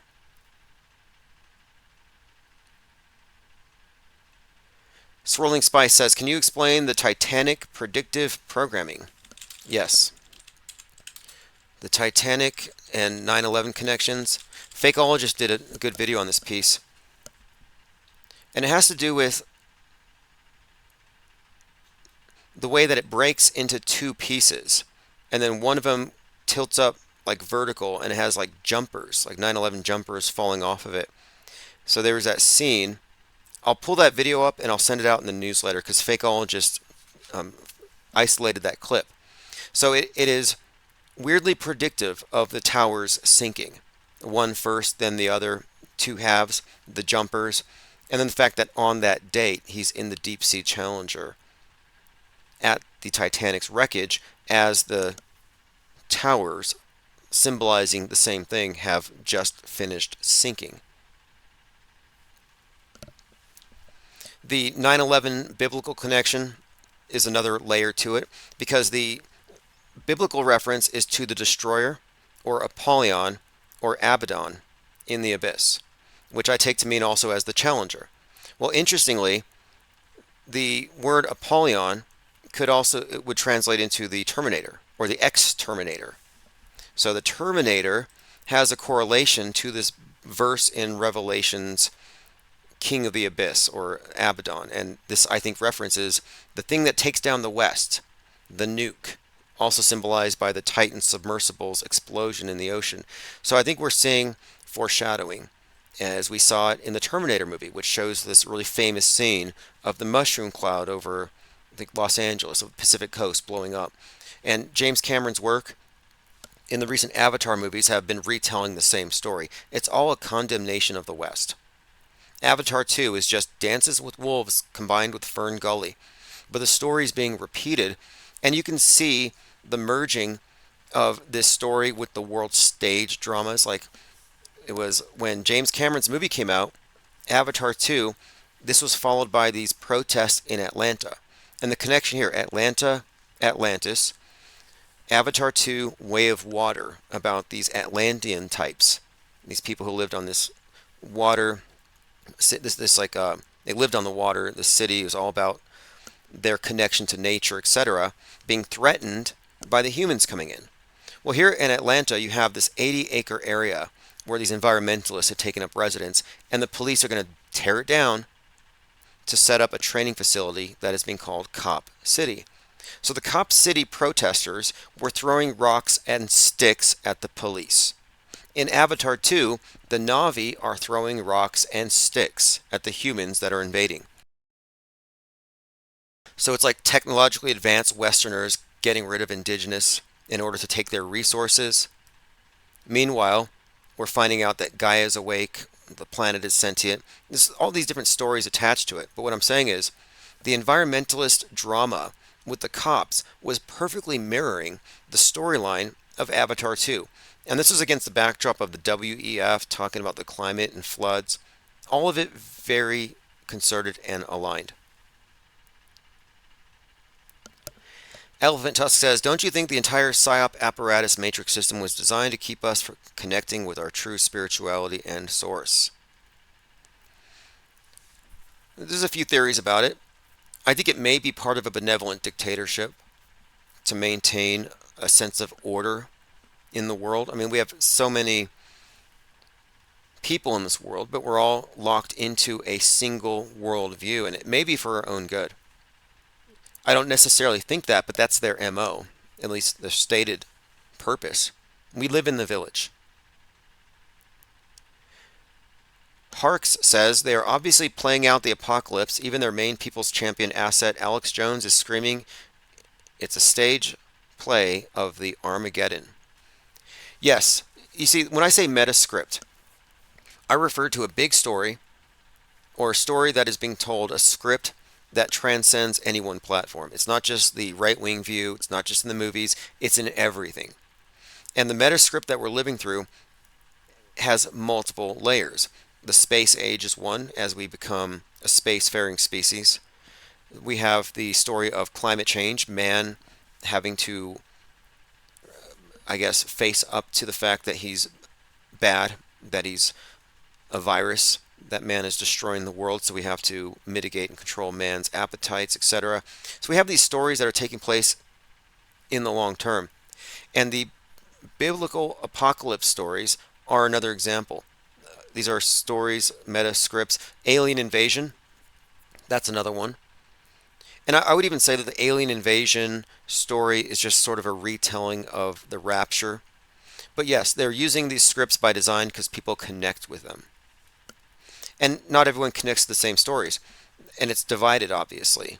That's why I point out that if they do an alien invasion, the right wing is going to be against them, and they'll have their shotguns.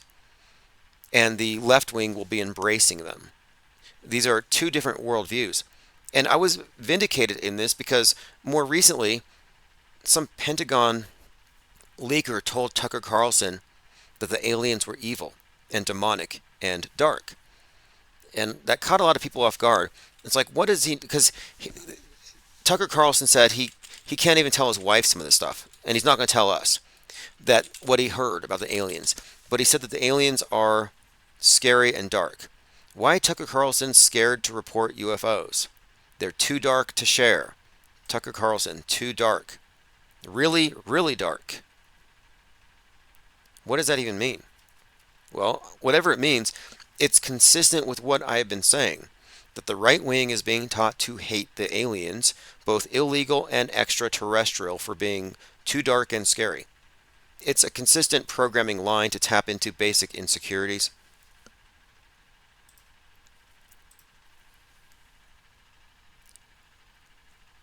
But I look at these things as stories, and it's the xenophobia. It's not about him being racist. I don't think he is. I don't think he cares.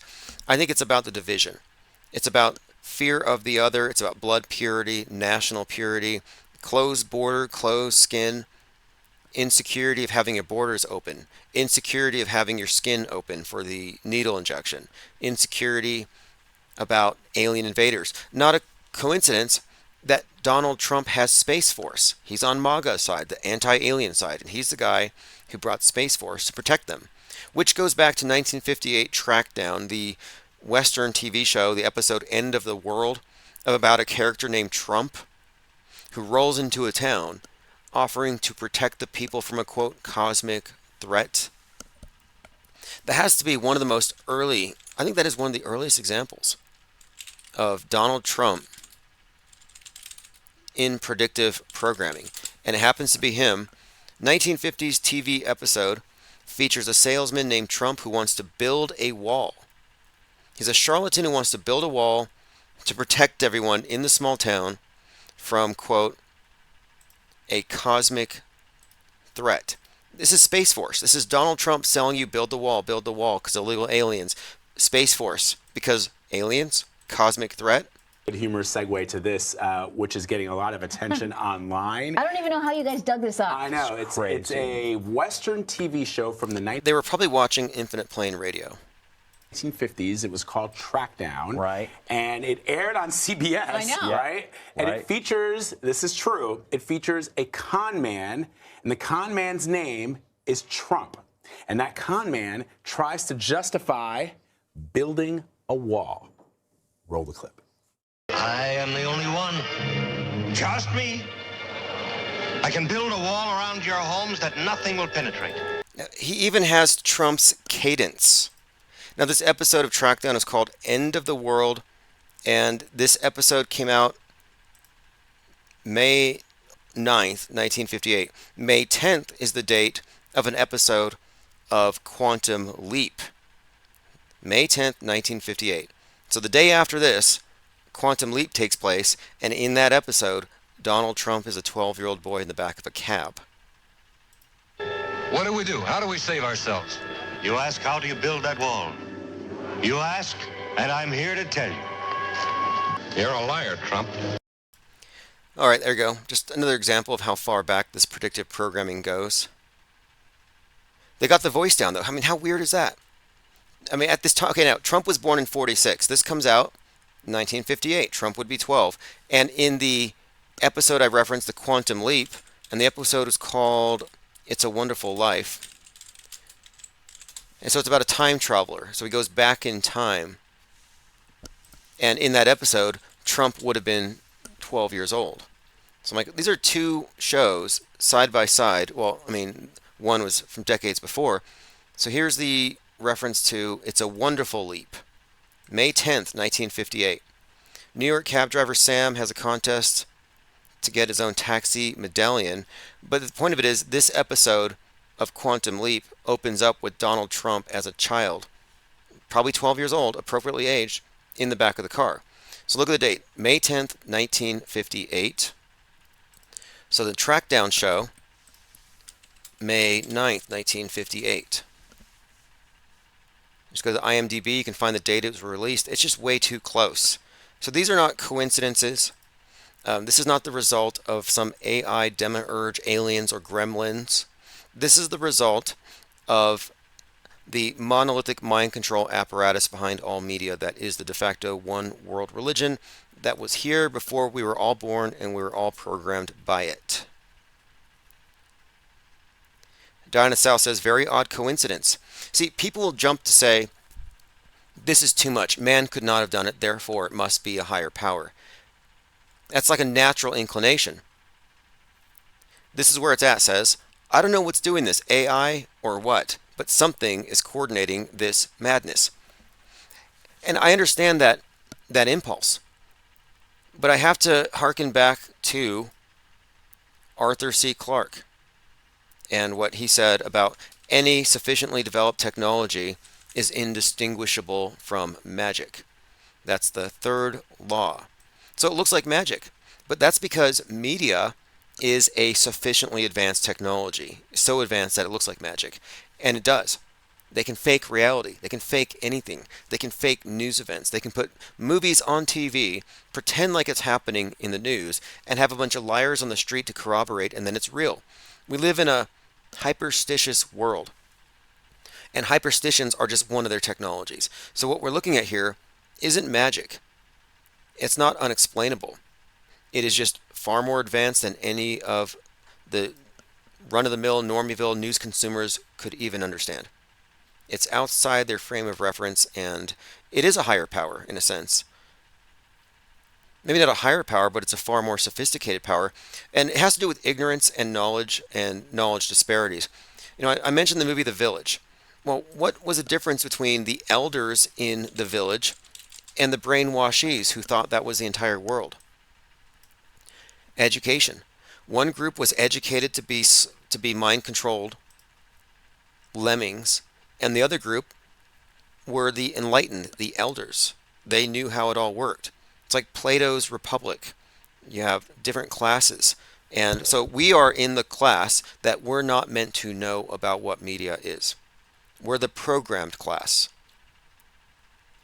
The programmers, or those who are part of it at various levels, aren't likely in the know about the big picture of it all. But there are, I think, layers of people who are more knowledgeable than others about how it works. Sellouts. Obviously. Let's see what else we got in the comments. Lean Dion says, priestcraft perfected propaganda. Yep, exactly. Erica Creech says, maybe Donald J. Trump has been steered since 1958 by a shadowy group. Well, the shadowy group that wrote 9/11, that wrote 2020 decades before, wrote Donald Trump. So what you're seeing with Donald Trump is a real person who isn't living through a life of miraculous coincidences that match things that happened on TV before he was famous. What you're seeing is a role that was prefabricated.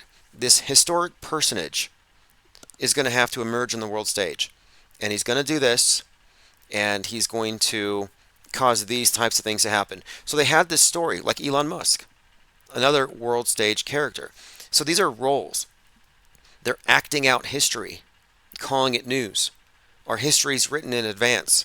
Our news may as well be a reality TV show, because it's not there to inform you. It's there to conform you to a world view. Same thing with Obama, same thing with every president, I would say. Look, there's no randoms. There's no rogues. There's no off-world stagers on the world stage. Like, the reason why I won't vote is I'm not going to vote for somebody with questionable judgment. And as far as I can tell, every one of these contenders are believers in moon landings and outer space and all this other nonsense. In other words, they're all processed. They're all people of the lie. They're in the box.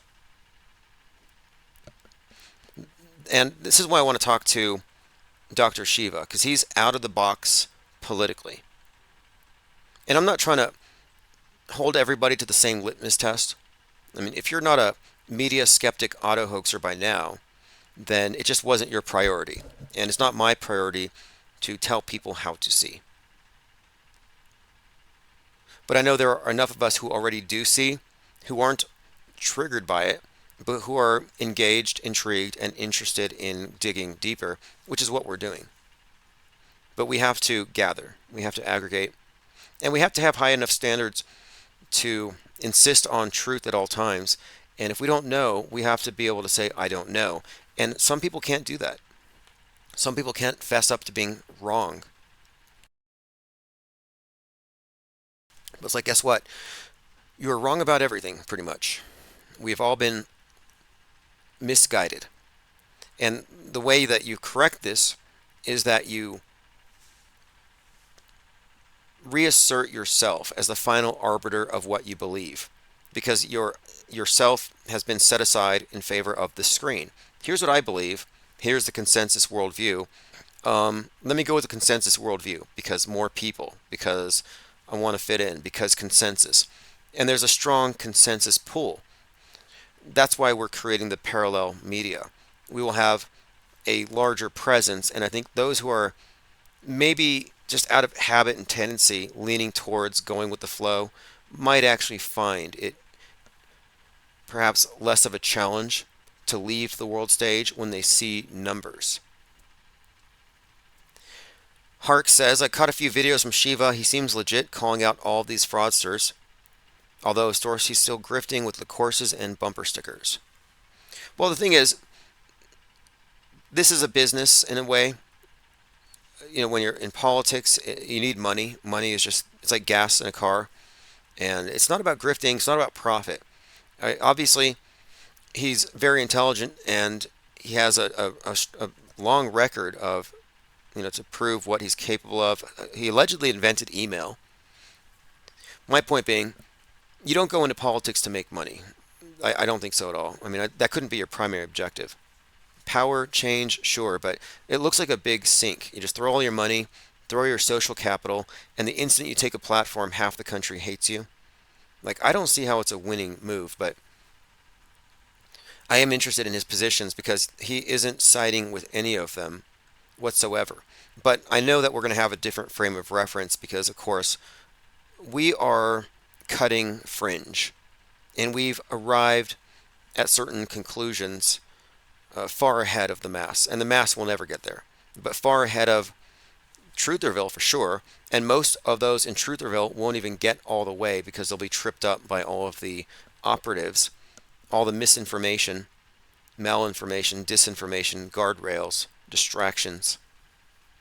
I mean, there are still people thinking pandas are fake. If that's your conspiracy, pandas are fake. But look, that's a start. Because if somebody's going to say pandas are fake, we have a starting point for a conversation. Yes, pandas are fakeable, but are they fakeable at scale? But if you introduce the concept of fakeability, at least you're that much more skeptical.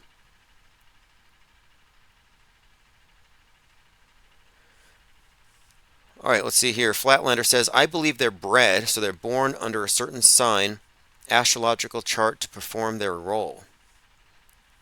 Interesting. Well, look at Greta Thunberg and Kyle Rittenhouse. Two babies born January 3rd, 2003. I'm like, well, I guess if they were both bred to be annoying representatives of the fringes of the respective sides of the political spectrum, then yeah. They astrologically timed those two, and they are perfectly fulfilling their roles. Who's the perfect epitome of everything that the right believes or the left believes in its most annoying expression? The poster child, Greta Thunberg, Kyle Rittenhouse. And yeah, they're both born January 3rd, 2003. Or extracted from the vat, or the artificial womb.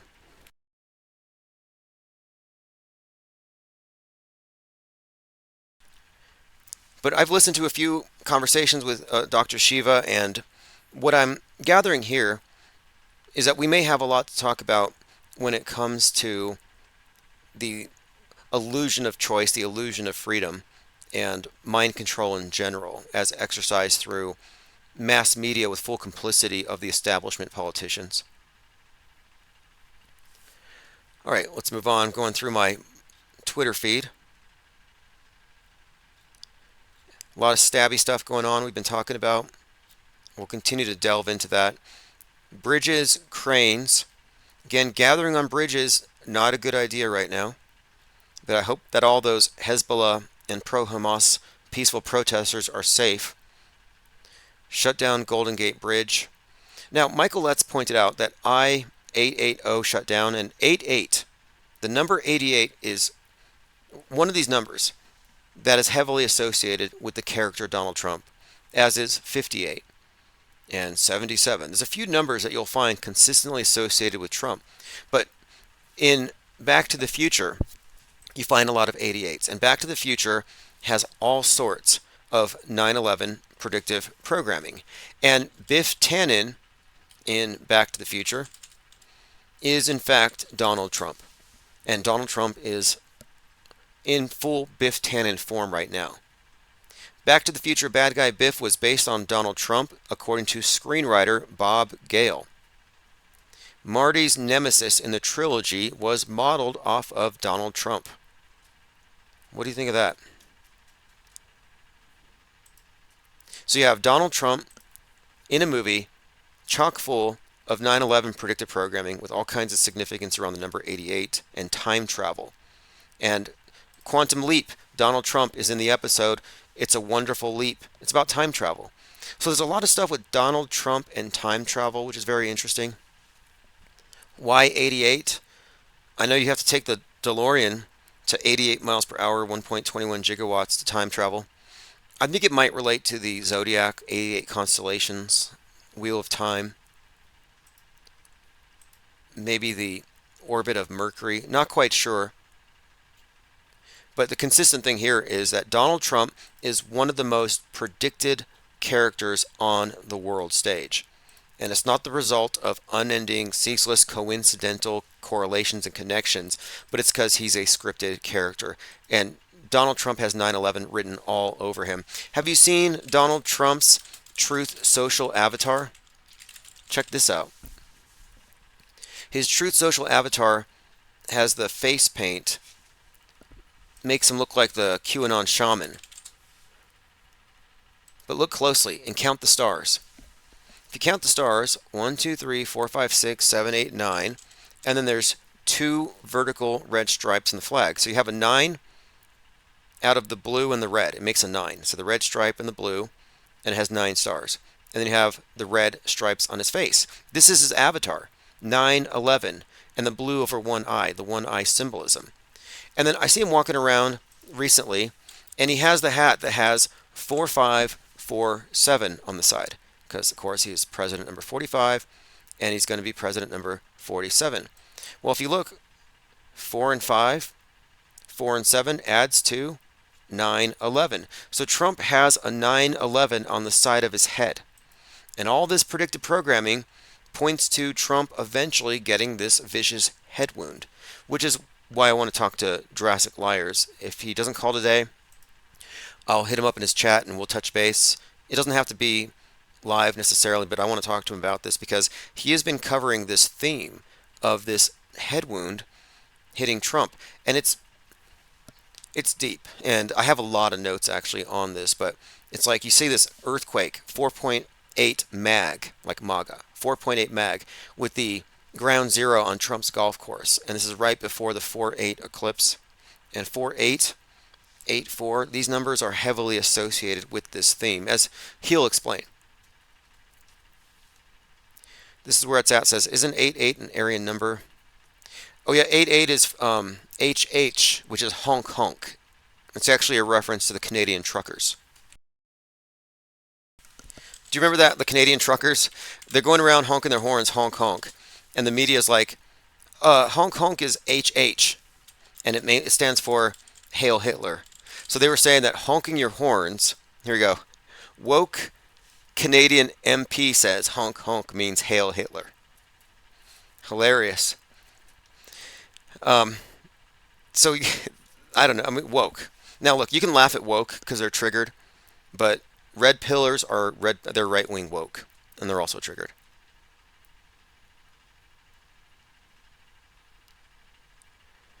All right, let's see what else we have going on. Erica Creech says he has led an extravagant life, a modern American life. No military service, now he wants to serve his people. Is he serving the people, or is he serving perhaps even a lower power?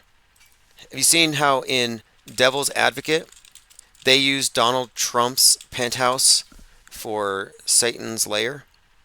Like, why would they do that? Devil's Advocate, filmed in Trump Tower.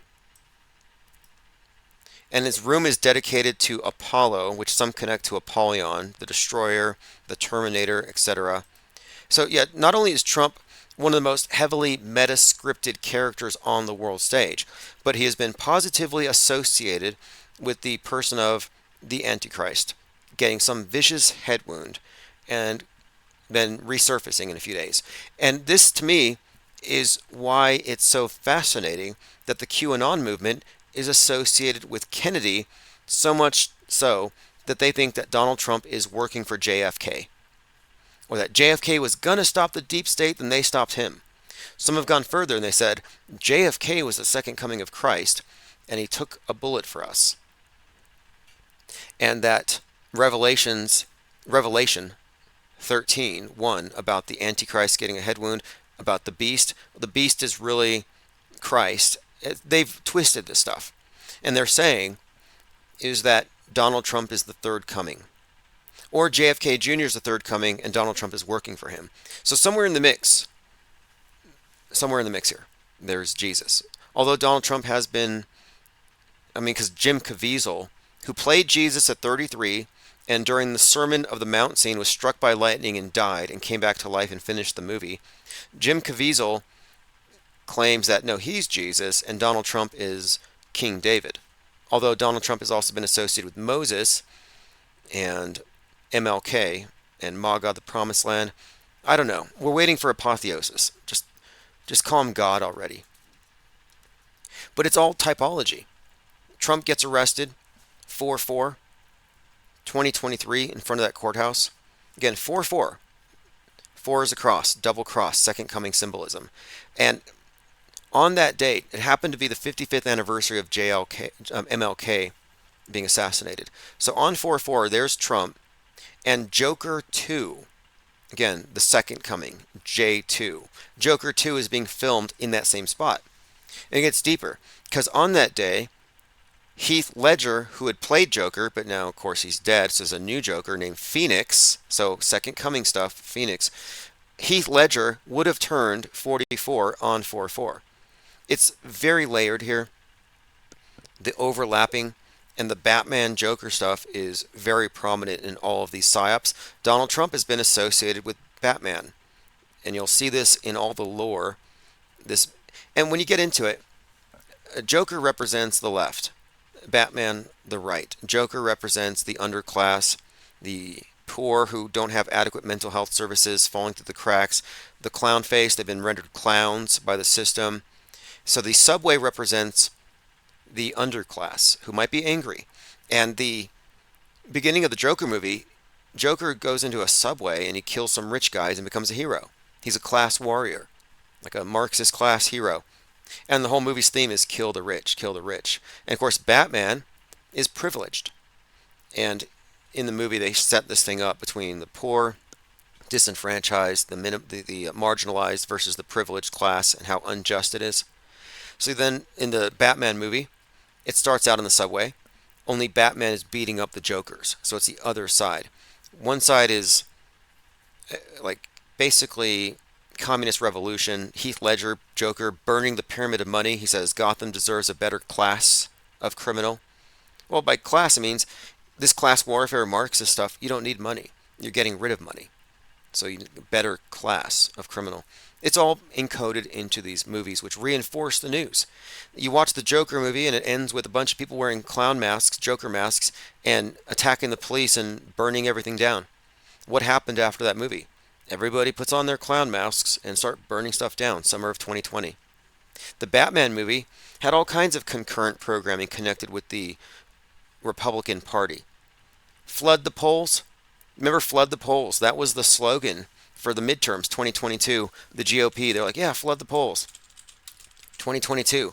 Then you watch the Batman movie, and it ends where the Riddler, who's got this question mark, he's like Q, and he's got his online activists, they blow up a dam and they flood the polls. And it ends where Batman's like, 11-6, Gotham's underwater. So flood the polls, and then the election gets flooded in real life.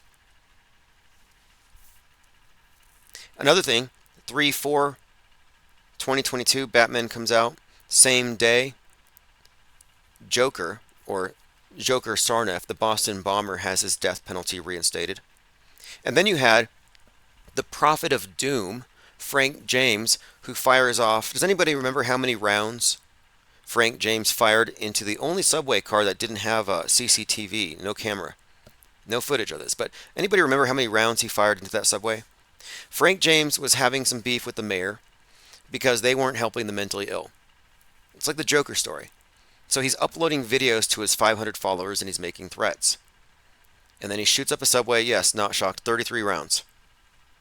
So he goes to jail and all this stuff. We see this character. He smirks like the Joker, Frank James. I watched the Batman movie, and it starts off where the Riddler is having some kind of beef with the mayor, who isn't taking care of his mental health. It's a parallel story. And then it turns out he kills the mayor with a tucker, like a carpet tucker. Well, right after, you have a shooting at a grocery store motivated by white replacement theory. And the headlines were, Tucker sent the shooter. So they're blaming Tucker Carlson for this online radical. This guy gets radicalized online on Discord, and he goes and he shoots up some store.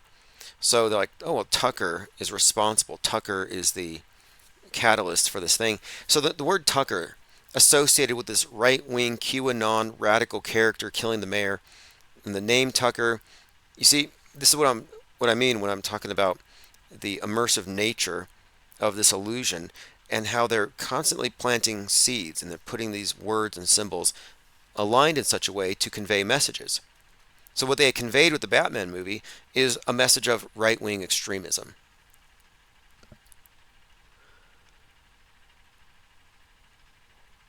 All right, let's see what else we have here.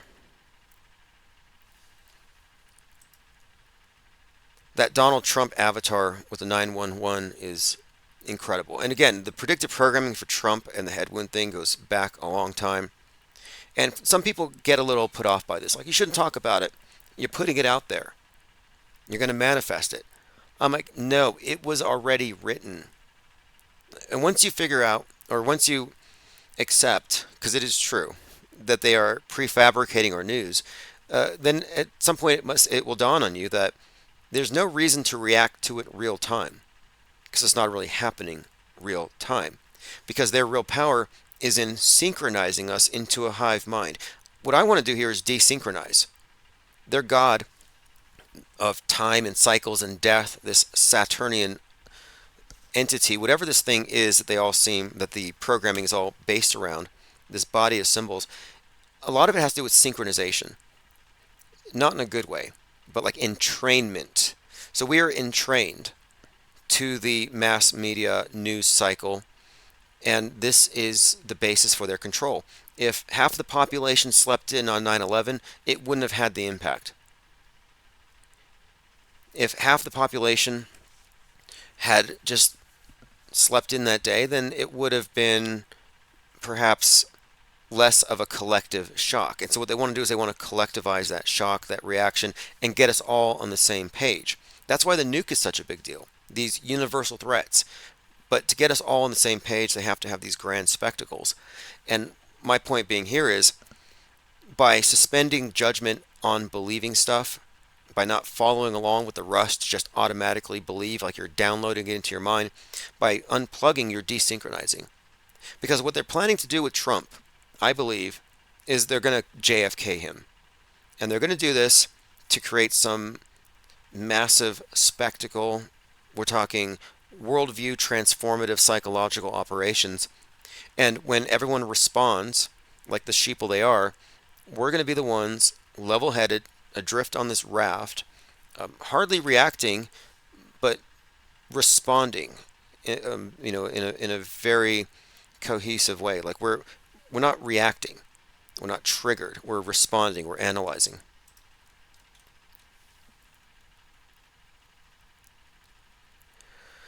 All right, let's see what else we have here.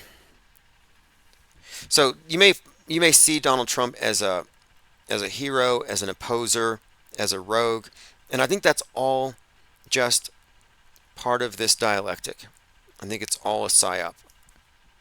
Look, he was the apprentice for how many seasons? 13? And you know, when you go into the Masonic lore, you're an entered apprentice. And the scene where they symbolically kill the candidate and resurrect him, they play the role of their Masonic Christ. They call him Hiram Abiff. And I've seen some pretty interesting bits of discourse on X about the connection between Hiram Abiff and Biff Tannen and the upcoming fake head wound. All right, let's continue. And I'm talking about the Trump fake head wound thing right now simply because we're going to be having a conversation very soon with JL26, who has done a lot of fascinating stuff breaking this stuff down. A lot of it has to do with birth dates or the dates of events. Like today is the anniversary of Abraham Lincoln's assassination. And that story is full of holes. You look at the connection between the JFK assassination and the Lincoln assassination, that's some meta-scripted stuff, not coincidences. I'm sure everyone here is familiar with the JFK Lincoln synchronicities. Urban legends, they say. But to me, it's more like patterns. All those weird Lincoln-Kennedy coincidences. Uncanny. Over 200 on ResearchGate. Now, what is the meaning of this? Just a few examples. The presidents, their fathers. Okay, look at this. Their fathers' names: Thomas Lincoln, Joseph Kennedy. Their mothers: Rose Kennedy, Nancy Hanks. There's something about names, too. We find a lot of stuff with names. But really, it was like just another example of where you can look at these things and say it's just coincidences. Because there's no basis for assuming or even considering that man could do it. But that's because people operate on the assumption that the news is happening. That is just happening and media is recording it. Right. Like, no, movies don't just happen and somebody's there with a camera to record it. The movie is scripted and acted out, and the camera views are planned in advance. The same can be said for the major news events. The smaller stuff is obviously real on some level. There's going to be some levels of reality to it. But even if it's local news and it's a real story, it's still being conveyed to you with a frame of reference that presents a worldview that is very exclusive and that is tailored to fit not your needs but the agendas of those in control of your mind. Dinah South says they had to roll TVs into classrooms with a Challenger rocket explosion. Yeah, now that was an example of something where they were synchronizing everybody. Although, from what I read on that, I mean, how many people watched the Challenger explosion? I think there's some story about what a big deal, how many people watched it. And by the way, it exploded 1 minute 13 seconds, 113, or 73 seconds. And the significance there is 113, November the 3rd, has been consistently associated with the symbol of the Kraken, or the challenger to the election, Donald Trump. That was the 11/3/2020 date. And the 11/3 has been consistently associated with the nuke in Seattle, or 3/11, the pandemic in Seattle. Now, after the Challenger explosion, President Reagan went on TV to talk about why it happened, and it was kind of a guilt trip. He's like, maybe it's because we lost interest in outer space and all that they're challenging, all that they're risking. So he gave us this long talk about what it all meant. And he said, coincidentally, 19 years ago, we had the Apollo 1 disaster. Coincidentally, 390 years ago, Sir Francis Drake died at sea. So President Reagan, let me pull this up. And again, the reason it happened is because we weren't paying attention to space anymore. And notice the date, 128. 128 has been very prominent lately. You have Leave the World Behind, release date 128. The bridge gets hit 1:28 a.m. You have 1028, the death of Matthew Perry, who was actually featured more or less in Leave the World Behind. So connection there. The environmentalists who were tying themselves to the tennis courts in protest said we have 1028 days left until we all die. But again, this number 128, 1028 has been kind of consistently showing up lately. And so I thought it's kind of interesting. That's the Challenger date. Maybe that means something. But let me play a clip here from Ronald Reagan. This is truly a national loss. 19 years ago, almost to the day, we lost 3 astronauts in a terrible accident on the ground. So 19 years to the day. But we've never lost an astronaut in flight. We've never had a tragedy like this. And perhaps we've forgotten the courage it took for the crew of the shuttle. But they, the Challenger 7, were aware of the dangers, but overcame them and did their jobs brilliantly. We mourn 7 heroes: Michael Smith, Dick Scobie, Judith Resnick. Now, most of you know that these individuals didn't even bother to get any plastic surgery or change their names. They just got new jobs. Their loss as a nation together. The families of the seven. Now, my point of it here is he's talking about all these coincidences between these dates, and he's basically saying it's hard to dazzle us after 25 years of going to space. Maybe we're not paying attention. Maybe this needed to happen, so we'll pay attention. It was a huge guilt trip. Like, this was your fault because you got bored with astronauts playing golf on the moon. Here's another one. I love it when they talk about coincidences. There's a coincidence today. On this day, 390 years ago, the great explorer Sir Francis Drake died aboard ship off the coast of Panama. In his lifetime, the great frontiers were the oceans, and a historian later said he lived by the sea, died on it, and was buried in it. Okay, now here's where it gets interesting to me, because we're talking about the dates: 128, Challenger explosion, the Apollo 1, Sir Francis Drake, or Dragon.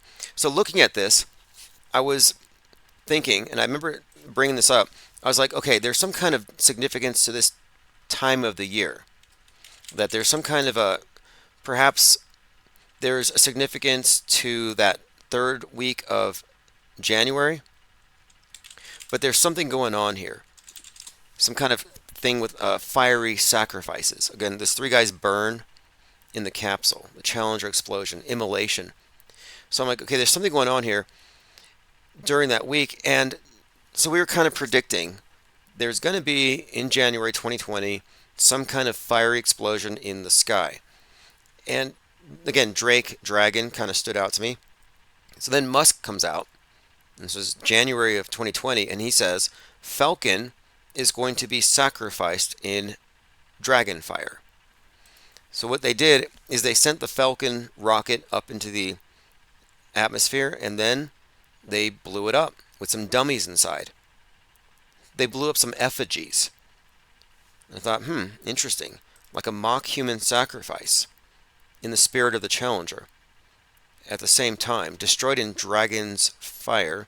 So I thought the Dragon and the Falcon, Falcon, Horus, is a sun god archetype, and Dragon, Set, Prince of Darkness.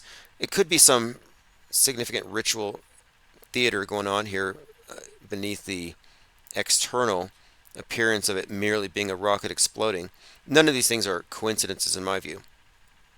When it comes to these explosions, these are all ritualistic dramas where they worship their burning obelisk. Erica Creech says, except for the twinsies. Exactly, Chief Crow, except for the twinsies.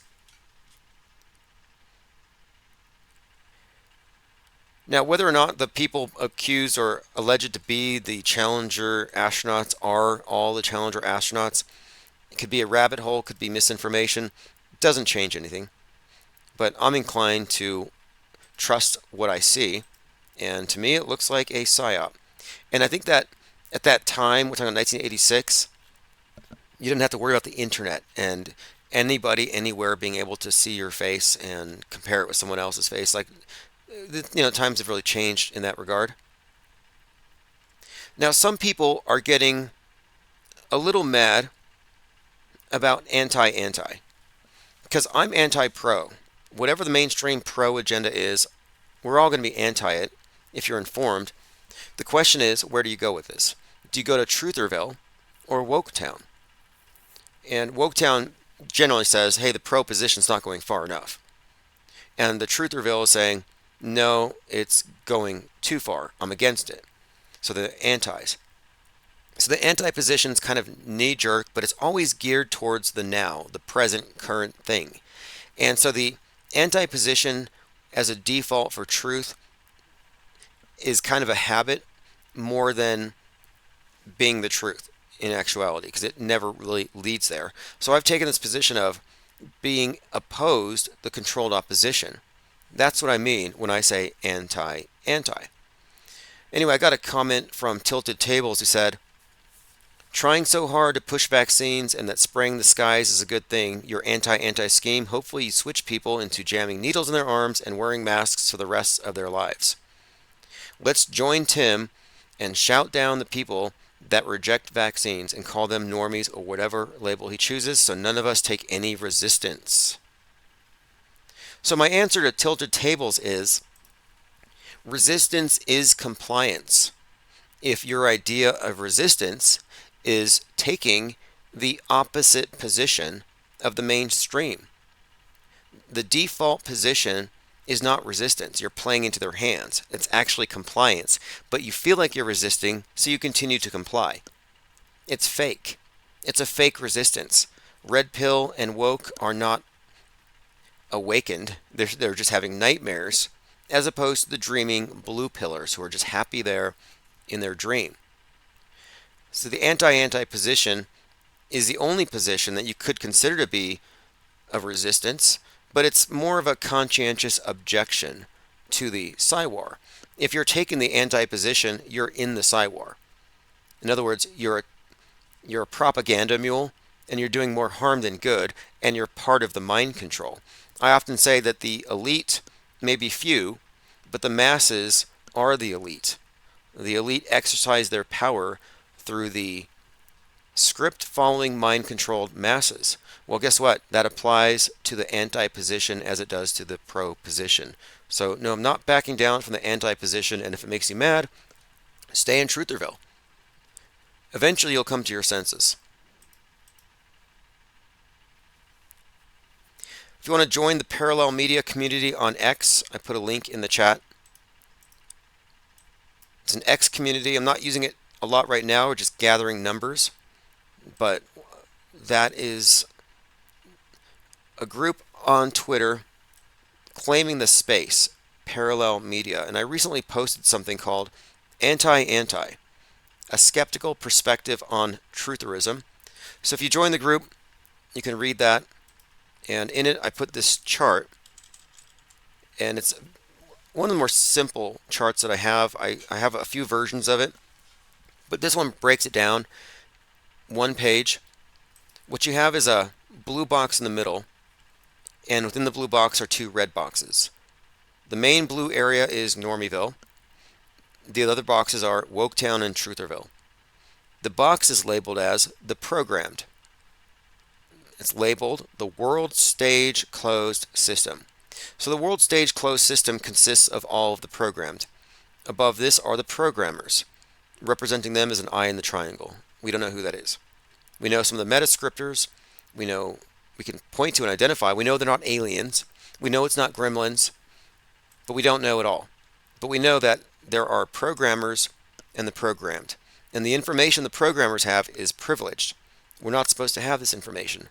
We haven't signed the NDAs. We don't have the security clearances. We haven't taken sufficient blood oaths. We got this information, though, because we are the deprogrammed. Media skeptics, non-believers, and auto-hoaxers. And the auto-hoaxers represent not a new style of conspiracy theorizing, but rather repurposing skepticism. And beyond repurposing skepticism, I think also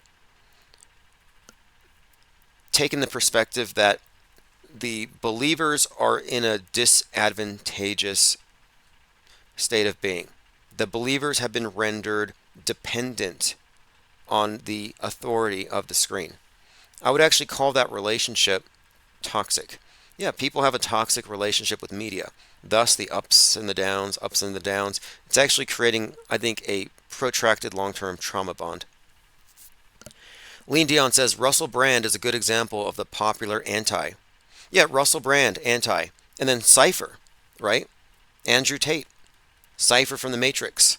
The guy who decided to go back into the Matrix because he just wanted to have that stake. It's like, yeah, I'll just go back to the blue pill. Red pill is too hard. Well, he is one of these misleaders, is what I mean. But Russell Brand, Andrew Tate, these are all popular antis. Al Newfel says, I don't know, Tim. I wouldn't put any unknown substance in my body because Fauci recommended. Right, well, do you smoke cigarettes? Do you vape? Have you read all the side effects on that pack of edible THC gummies? Thank you very much, Multi-C Zero Dagger. I appreciate the support. I would say this too. The prop that they used, the injectable communion, is just a prop. It's a religious rite. It's a little blood pact with the state. It's salvation from the new concept of sin. But even though it may just be a prop, the placebo effect is real. Psychosomatics are real. So if people really are dying from it, like suddenly dying, guess whose fault it is? Not Fauci's. It's the anti-vaxxers' fault. They put so much fear out there that people are just psychosomatically dying from getting what would otherwise be a harmless rite of passage. Yep, I'm blaming anti-vaxxers for vax deaths because I think all vax deaths are the result of psychosomatic self kind of, I guess you would call it psychosomatic placebo effect. Now, you don't have to take the pro position or anti position. You can take the non position. That's my position. I'm a non-V. I'm not an anti-V. I'm not a pro-V. I'm not even opinionated on it because what they're really doing is they are eroding your privacy. Now, Elephant Tusk says jab juice is good for you. See, you're misrepresenting my perspective. Like, oh, if you don't agree with me, you're for the other side. That is anti-level thinking. It's dualistic, borderline. It's actually not healthy. If you're not for me, you epitomize the enemy. Or if you're not pro my side, you're therefore against my side. Like that type of thinking, it's not really thinking, it's just a type of reacting. Like what about I suspended judgment and I don't have an opinion? Like I'm like, I don't believe that chemtrails are real. And then you get the chemtrailers come around and they say, oh, so you think Big Brother just wants to spray chemicals in our face because it's good for us? It's all just vitamins? Oh yeah, vitamin B clouds. Okay, nothing to fear here. And I'm like, no, I didn't say all that. They're just so triggered. And I'm not triggered. My point being, if you think it's bad, it's because you're programmed. If you think it's good, it's because you're programmed. If you recognize the fact that it's neutral, it's because you're objective and you can see the prop for what it is. Lean Dion says the Kendrick Future Drake beef has taken the attention off Diddley. Yeah, Diddley is strange. I mean, some of the stuff that he's in, Nickelodeon, I'm like, wow, man, this is worse than Epstein. Although, I mean, it's all just innuendo, but it's like, why would you want to be seen on video? I mean, I know it's a kid's show, which makes it worse, where P. Diddy is like instructing these two kids to put a helicopter in the other kid's pants while he's sleeping. They turn the helicopter on. I guess it's meant to be funny, but in light of recent events. Okay, what's going on here? Kendrick's lyrical assault on Metro Boomin and Future's Like That ignited the chaotic blaze between Drake and his former collaborators. Future's an interesting character. Future goes by Pluto, and he was there at I think he was the producer of Donde 2, which took place on 2022, the return of Pluto to the position it was in on July 4th, 1776. So in other words, America had its Pluto return, which signifies the end of an empire. But Future put out the song Masks Off, and this was on 4/18. Let me bring up that song, Future Masks Off, and why the date's important. Okay, Masks Off. Here it is. It came out on April the 18th, and it was featuring a video where they're wearing a bunch of masks. This is from 2017. Now, the reason why this is significant is that in 2021, Judge Muzzle, who was appointed at 33, said that they can remove the mask mandates. And it was on the anniversary of Masks Off. So I'm like, that's interesting. Masks Off and then Masks Off. Judge Muzzle.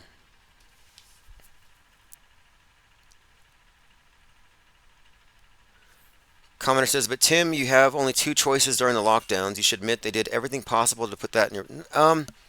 No, I think that was mostly hype. Look, I really think it was all a hype and peer pressure and fashion, but it was just Psywar. It didn't trigger me at all. I didn't expect Vaxageddon, but I gave platform to a lot of people who thought the world was going to end, like literally, and they were terrified. They were radicalized and they bought all of it. They were just propaganda mules for the controlled opposition. But I said from the very beginning, my take on it was we have this new atheistic scientism paradigm where nobody believes in God, nobody believes in sin, nobody believes in heaven. However, they all believe in space, they all believe in Gaia and Gaia's flood, global warming, and now they all believe in this new concept, this repackaged version of sin. And the way you have to be cured from this is you get the injectable communion, you quarantine from the unsaved. So it was just to create the saved and unsaved dialectic. It's a religious war. And look, I'm not in the info war. I'm not in the religious war. That's why I don't take sides. But if you're in this thing, if you're taking a side, let's say you're on the anti-side, you're basically following behind, whether you want to or not, the entire controlled opposition edifice, because it's not built on auto-hoaxing. It's not built on skepticism. So I wouldn't sacrifice your skepticism for one issue. That's a non-issue anyway. Like, why do you care so much about trying to save Democrats? Like, the side that wants the thing doesn't care that you're against it. You're against it, but you're not taking it. So who are you trying to stop from taking it? The very people that you think want to force you to take it? And then they don't die. I mean, what I'm saying is, like, we've already talked about this. Needles versus guns. These are part of the schism. Left is pro-needle, right is anti-needle. Left is anti-gun, right is pro-gun. And why?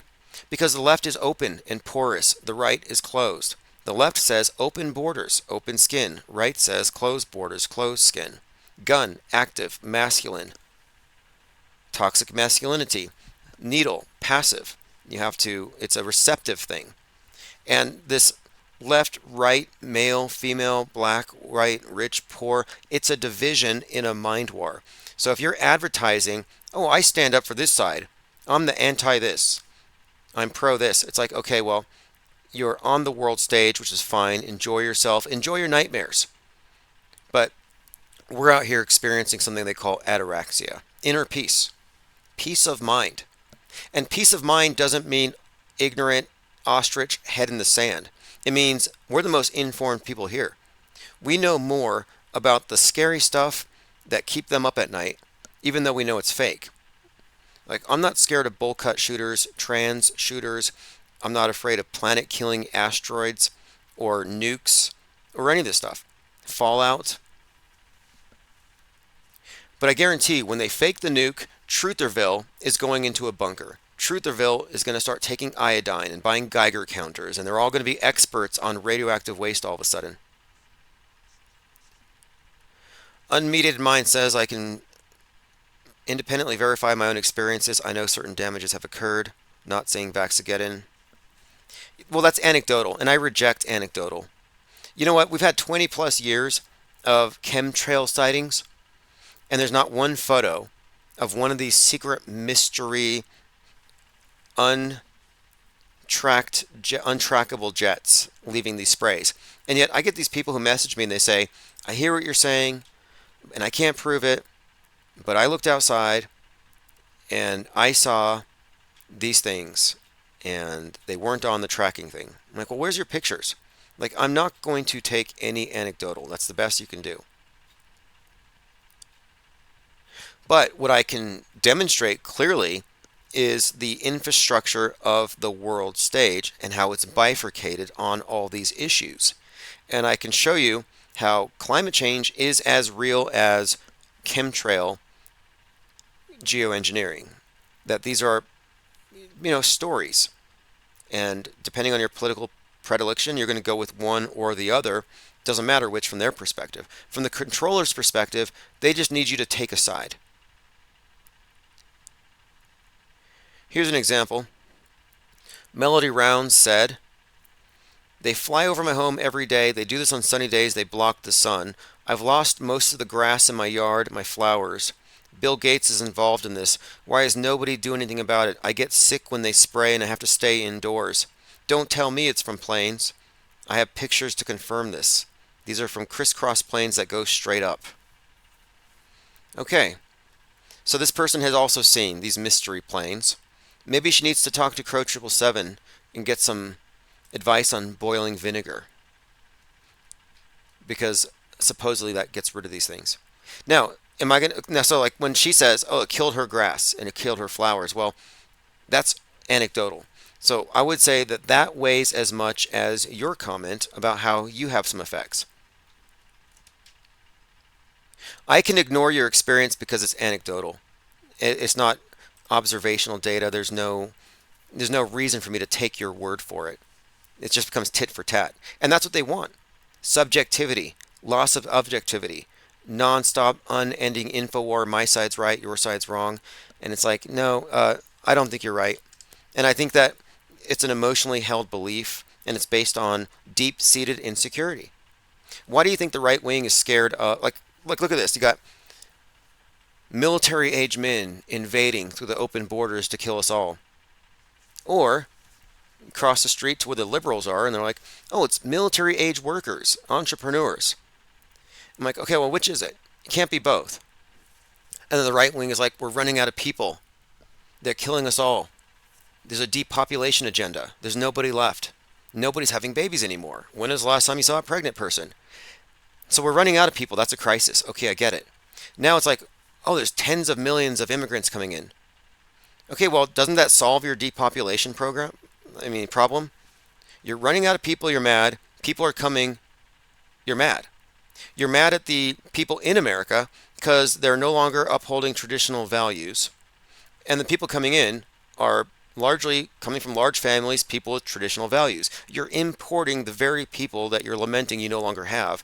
And you're losing sight of the fact that you're gaining millions of people when you believe millions of people are dying. And they often point out that the imports are unvaxxed. I'm like, doesn't that make them your friends? Don't you hate the vaxxed? So it's very inconsistent. It's mind control. And no, the argument does not work both sides. The anti-argument loses every single time. You don't have science, you don't have evidence on your side, you have conjecture and emotion. That's all you have. And I don't think all viewpoints are equal. The MSM viewpoint is inferior to the informed viewpoint. The mind-controlled viewpoint is in a disadvantageous position. So if you're triggered by some element of the mind war, you're like that commenter that I reference here. I can't go outside because I'm sick from the spray. Okay, well, her viewpoint is not equal to mine. It's like, well, that's her experience. My experience is otherwise. No, sorry. This person has agoraphobia because she's been rendered paranoid by the internet. There is no spray. That's a loaded question. Although I will say this, she probably is sick. In fact, she's probably dying right now. She's on her bed, her hair's falling out. She's probably dead right now. Someone should go check on Melody. She died from chemtrail lung. Sad. But here's the truth. There is no chemtrail lung because there are no chemtrails. This was all psychosomatic. The chemtrail truthers killed her. They got her so scared of cirrus clouds that she manifested through the placebo effect chemtrail lung. So good job, chemtrail theorists and anti-vaxxers. I know you're not talking about chemtrails, but these are parallel things. These are all parallel psyops. And there's a reason why anti-vaxxers don't believe in climate change. And the people who believe in climate change are pro-vax. Like, look, I'm just pointing out the box that you're in.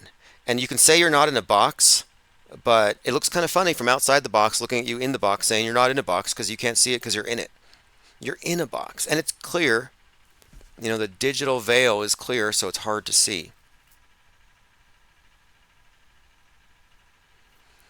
Flatlander Montgomery says, I wonder what happened to the people that had Morgau's disease. Oh, Morgellons. Right. Look, people have been hyping up this thing for a long time, but it's not a tenable belief. Like, I would not, if I was still into the topic, I mean, at this point, it's just kind of sad. It's kind of sad if you cannot argue against the other side's points, but you pretend those points aren't there. It's disappointing. No, look, I'm not suggesting you're an extremist, but I'm just saying here that if you're carrying fear porn propaganda, then you're a propaganda mule. And I'm saying that the anti-positions are largely based on planting fear, doubt, and insecurity.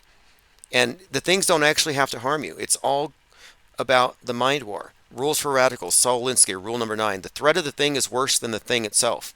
The threat of Vaxageddon.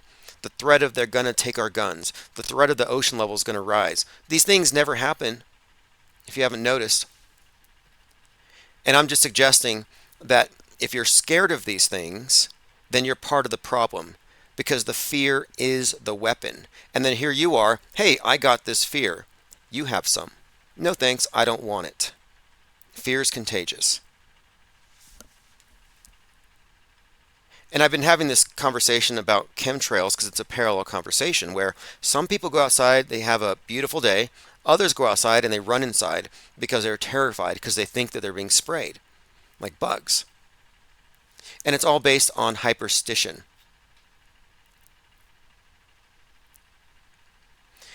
And I think I had a pretty good introduction to chemtrail theory because the person who introduced it to me had a bottle of Jack Daniels in one hand and a Camel-wide cigarette in the other.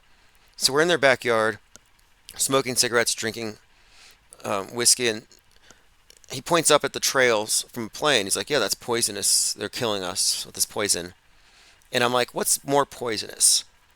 The cigarette smoke and the booze, or that stuff 5 miles over our heads? And so when somebody warns me about something, I have to ask, are they really scared? Do they really perceive it as a threat? Or is it just a meme? But yeah, maybe I'm irresponsible because I'm not scared. Maybe I'm encouraging a false sense of security.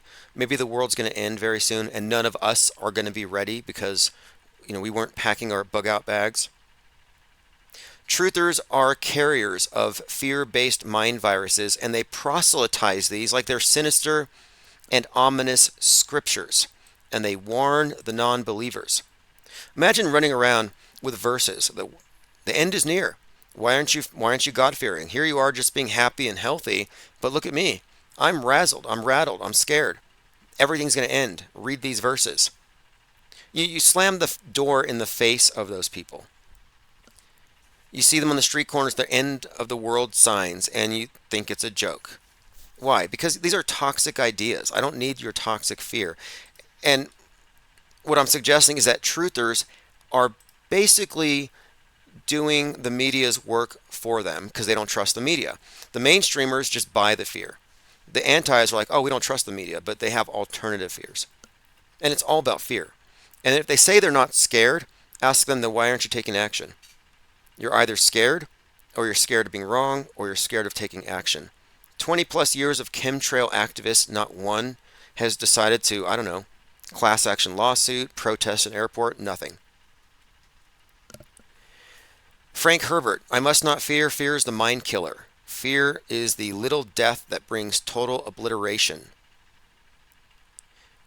When it has gone past, I will turn the inner eye to see its path. Where the fear is gone, there will be nothing, only I will remain. I want to watch Dune 2, but I have to finish Dune 1 first. And so my purpose here is that the IPS has to remain grounded in reality, above the sea of irrelevance, and we have to maintain a cohesive view of objective reality because we're examining their model and pointing out its flaws. And if that means we have to reject all logical fallacies, all loaded questions, if we have to reject anecdotals, then so be it.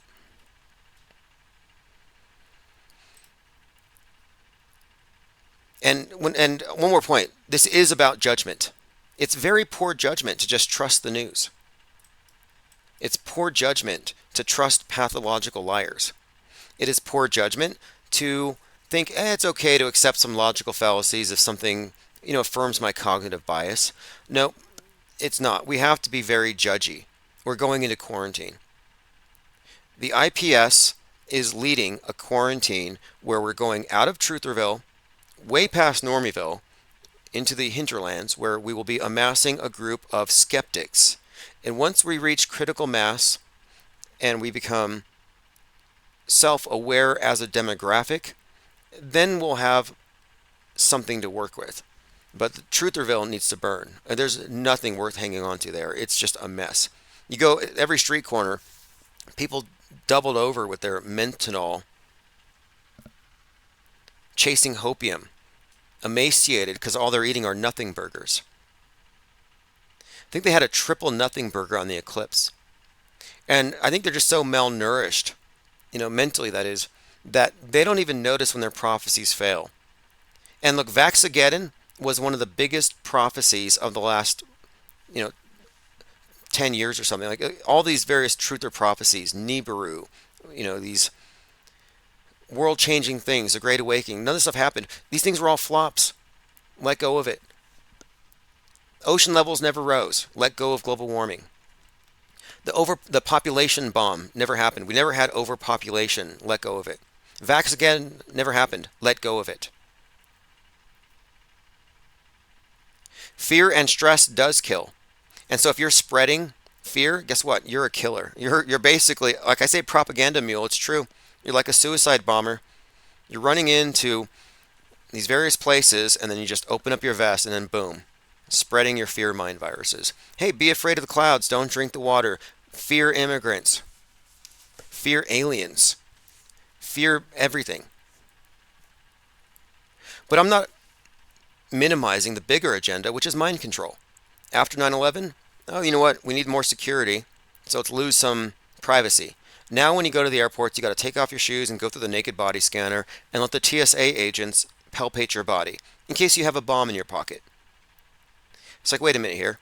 Now the government can pat me down and check my pockets because I've lost my presumption of innocence. We're all terrorists now.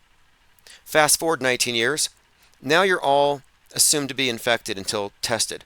So now they have this thing. Well, now the government has this, the state has a compelling interest in knowing what's in your blood. So now they're deeper than just going through your clothes.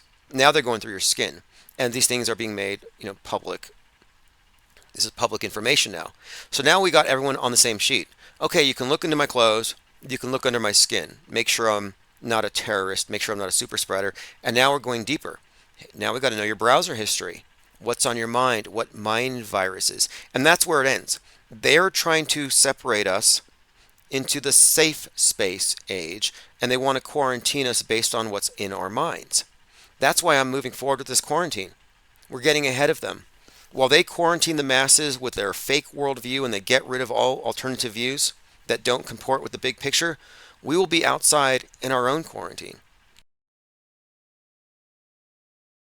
So when the truth movement gets fully assimilated into Normieville and it loses all viewpoints, all vestiges of real truth, when it fully becomes absorbed, because it mostly is now, we will have fully broken free.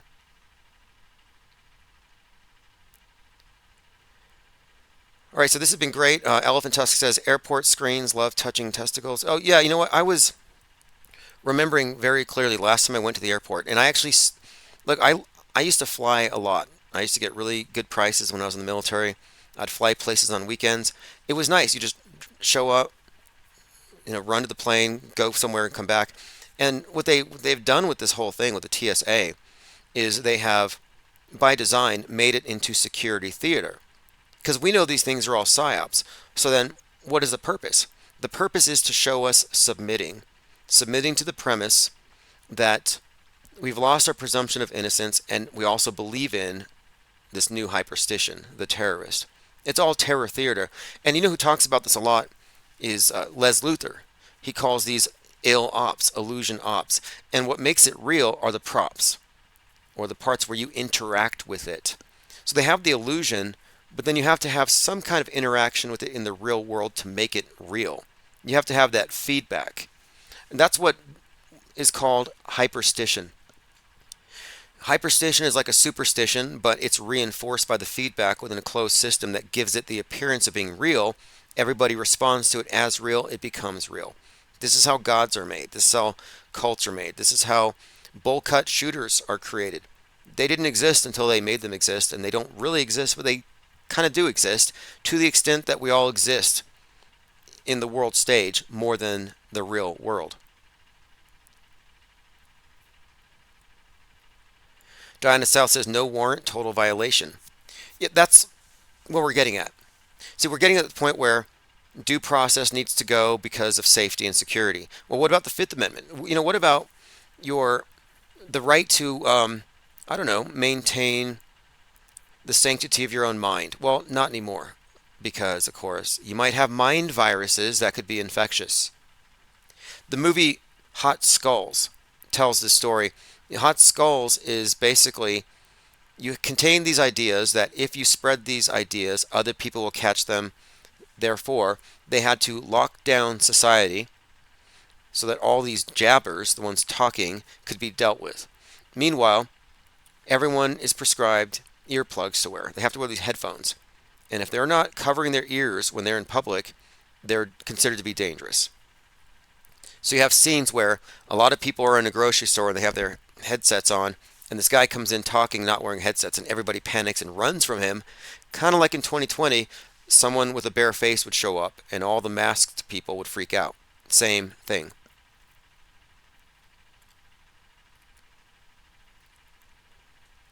Flatlander says they're not safe, but I feel the same for most other pharmaceuticals. Yeah, when we say safe, you have to ask, what do you mean by safe? And when we say side effects, what do we mean by side effects? And so these are words that are easily misused. And the reason why I don't get into the pro-anti debates is that they each load their terms, load their questions. It's just dishonest on both sides. It makes liars out of everybody. And then people start throwing bad evidence, retweeting bad memes, throwing out just, bad arguments all around, because now it's an info war. It's more about ammunition, just throwing and throwing and seeing what sticks. And where is it gone? I mean, it's like, 4 years later, how much time are you going to devote to any particular psyop? And this is why I say we should respond, but not react. Anti-vaxxers are reacting, and they're still reacting. They will stop reacting when the pro-vax stops its promulgation and they move on to the next thing. And then they'll forget about it, and they'll be anti whatever the next thing is. The difference between reacting and responding is reacting is visceral, emotional, in the moment. Responding is like, yeah, I'll respond when I have a minute, when I've assessed the facts. Erica Creech says, was Jake the one letting people cough on him? Yes. Yes, in fact, that was great. Cough on my face. That's walking the walk. He had people coughing in his face, one after another, and he didn't die. At the time, I was thinking I should have been like, yeah, vax me, and just to show all the truthers. Look, vax me in the neck. I don't care. Just keep doing it, because I don't think coughing in my face would have killed me. Jake Gibson's alive, and I don't think that repeated jabs would kill either. In fact, there was this German guy. I guess he's the healthiest man in the world right now, or something. I mean, he should be dead. 62-year-old German man, against all medical advice, has been vaccinated 217 times against COVID. The shots were bought and given privately within the space of 29 months. You believe that? 29 months, 217 pokes. How is he still alive? See, to me, I'm going to say anti-vax has been debunked. That is 2 shots a week.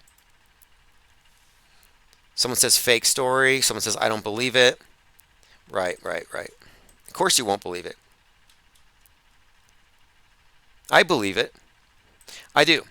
And there were some homeless people that I was reading about that were getting paid, and they would just go again. I mean, there's probably people with track marks from this stuff.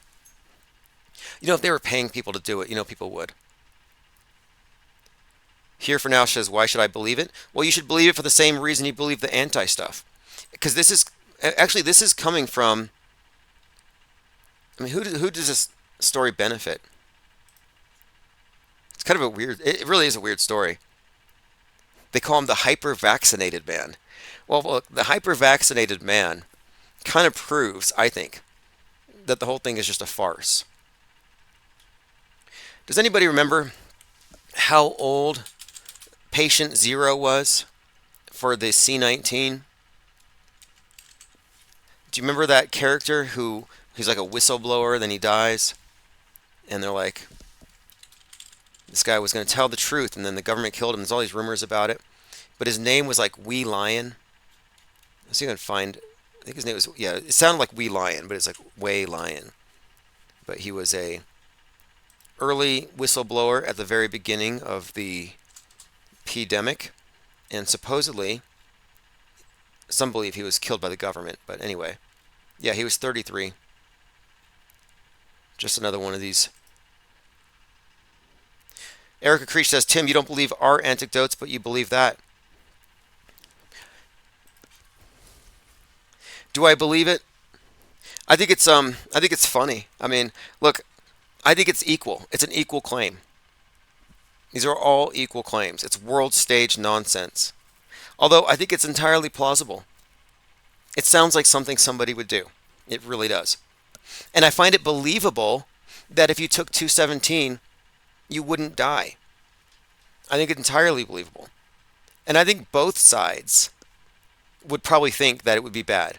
And I'm saying, no, you can take 217 of your placebos, of your saline, or whatever. But like the antis are like, oh, now his blood is just black. It's all black goo. His eyes are black. And he's shedding spikes. Everyone around him is now suddenly, proxy vaxxed. No, I don't think so. I think he's fine. All right, let's see. Let's move on. This is where it's at. It says, I believe wrestling is fake.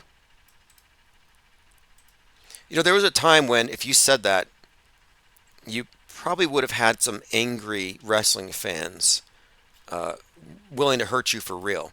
I bet some people have been really hurt in real life for calling fake wrestling fake. Look, I'll do some vaxies. If there's another big demic, another big pandemic, I will do it. I'll go live stream, and I will. And I promise not to fake my death. And the irony of it is let's say I try to beat that guy, and I'm like 218. Let's say I did die. You would all call it fake anyway. But look, my Axiom 47 is what I'm kind of citing here. And it's the one about if any particular event or situation can be interpreted two ways depending on which side of the political aisle you're on, it's fake. All of the bifurcated psyops are fake. Like if I can believe it this way or believe it that way depending on how I feel politically, well look, reality doesn't care about your feelings. Facts don't care about your feelings. And they just are. And so if the facts can change based on your feelings, then they're not really facts. It's subjective opinion. It's a political opinion. This is where it's at. It says the internet is the biggest COINTELPRO. It's a closed system. And the reason for labeling ideas as hate speech or misinformation or conspiracy theory is because they're trying to maintain their closed system. They don't want ideas inside that can contradict it. Yeah, my ringer's on. The phone's not working for some weird reason. Let's try it one more time. I'll probably have to go backstage and stomp out a gremlin. Sometimes Skype works, sometimes it doesn't. We'll give it one more shot. If you want to call in, 505-349-0420. Let's see if anybody can get through. Ringer is on. If you don't get through today, tomorrow we'll be live, same time, if not earlier. Again, I recommend joining the group that we have called Parallel Media on X. I'll put a link in the chat. I'm also going to be posting videos there.